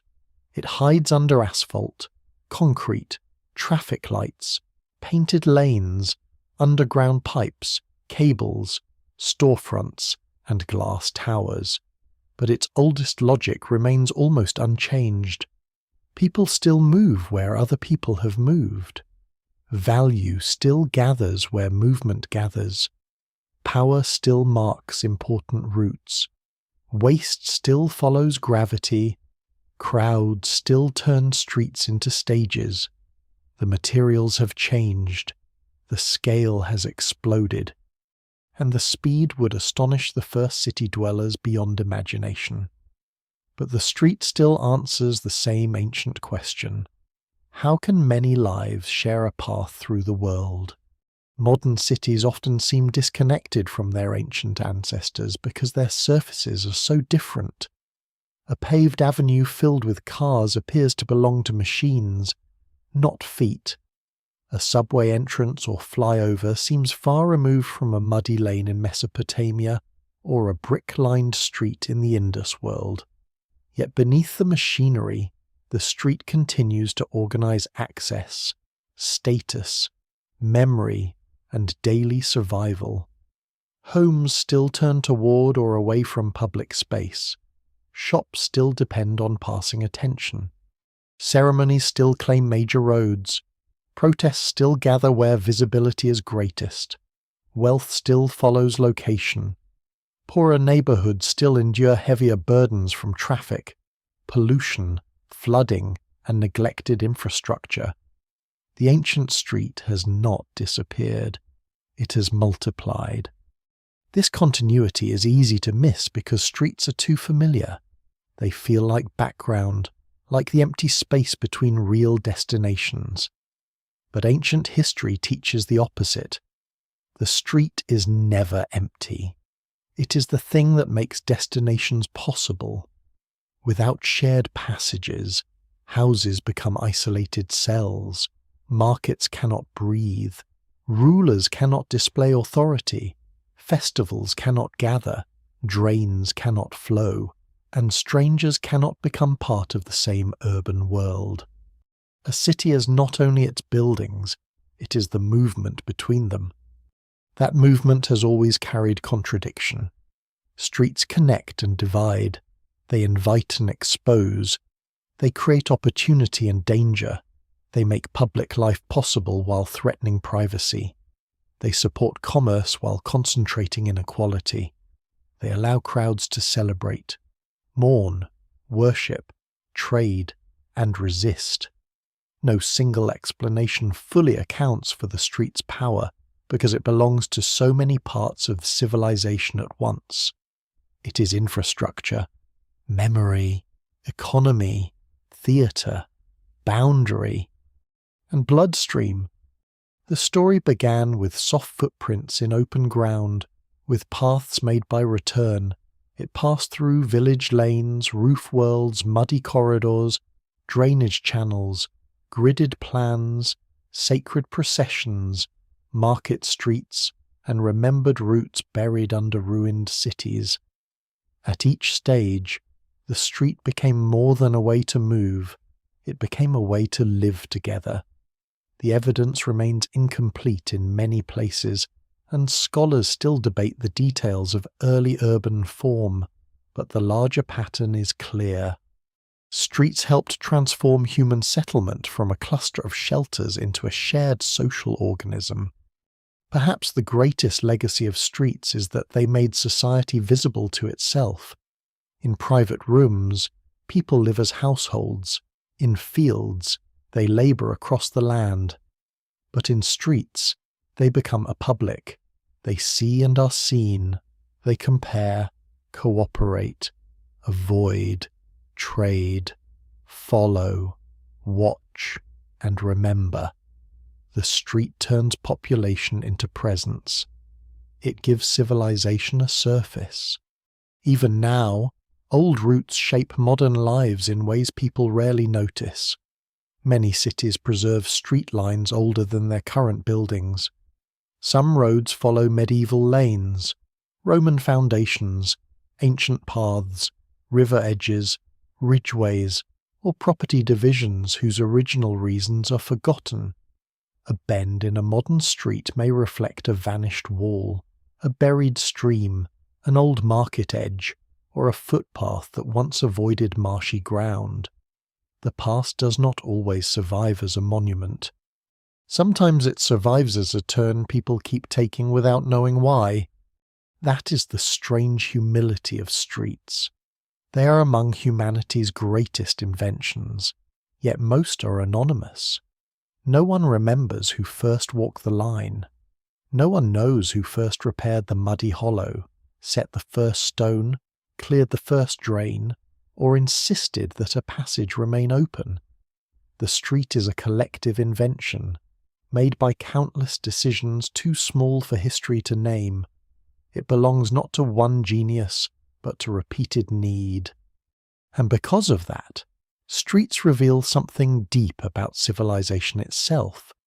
Human beings do not only build upward toward monuments, they build sideways toward one another. They make lines of access, obligation, exchange, and memory. They create shared ground, then struggle endlessly over how it should be used. The birth of streets was a turning point because it gave human closeness a form. It turned movement into structure, and structure into society. Every time a person steps onto a street today, they enter that ancient inheritance. Beneath the noise of engines, beneath the lights and signs, beneath the rushed indifference of modern movement, there remains the same old promise made to the ground this way matters because people return to it. The first path through grass, the first lane between houses, the first paved road through a city, and the modern avenue all belong to one long story of feet, memory, and shared survival. As evening settles over the imagined city, the street grows softer, the crowd thins, dust falls back to earth, doorways darken. Somewhere, water moves through a drain no one praises. Somewhere, an old surface lies buried beneath another, and beneath that, another still, each one holding the pressure of vanished feet. The birth of streets was never a single moment. It was a slow agreement between people and place. It began when movement became memory, when memory became habit, when habit became a line, and when that line became too important to lose. From there, civilization learned to gather itself. Houses faced passages, markets found corners, power chose routes, waste demanded channels, children learned neighborhoods. The dead were carried through familiar streets, and the living returned home along them. What remains is humbling. The grandest monuments may rise higher, but streets hold the deeper rhythm. They remember not only rulers and ceremonies, but errands, burdens, repairs, delays, arguments, greetings, and footsteps after rain. They remind us that civilization is not only built from ambition, it is built from repetition, maintenance, and the fragile willingness of many lives to share the same ground. Long after a city falls silent, its streets may still be followed, a line through ruins, a gap between walls, a worn surface under drifting dust. It leads nowhere now, and yet it leads everywhere, back into the human need to connect one place to another, one household to another, one life to the larger world. And beneath every modern road, beneath every ancient lane, beneath every forgotten track, there is still that first faint path in the earth, waiting in memory, made by people who kept coming back,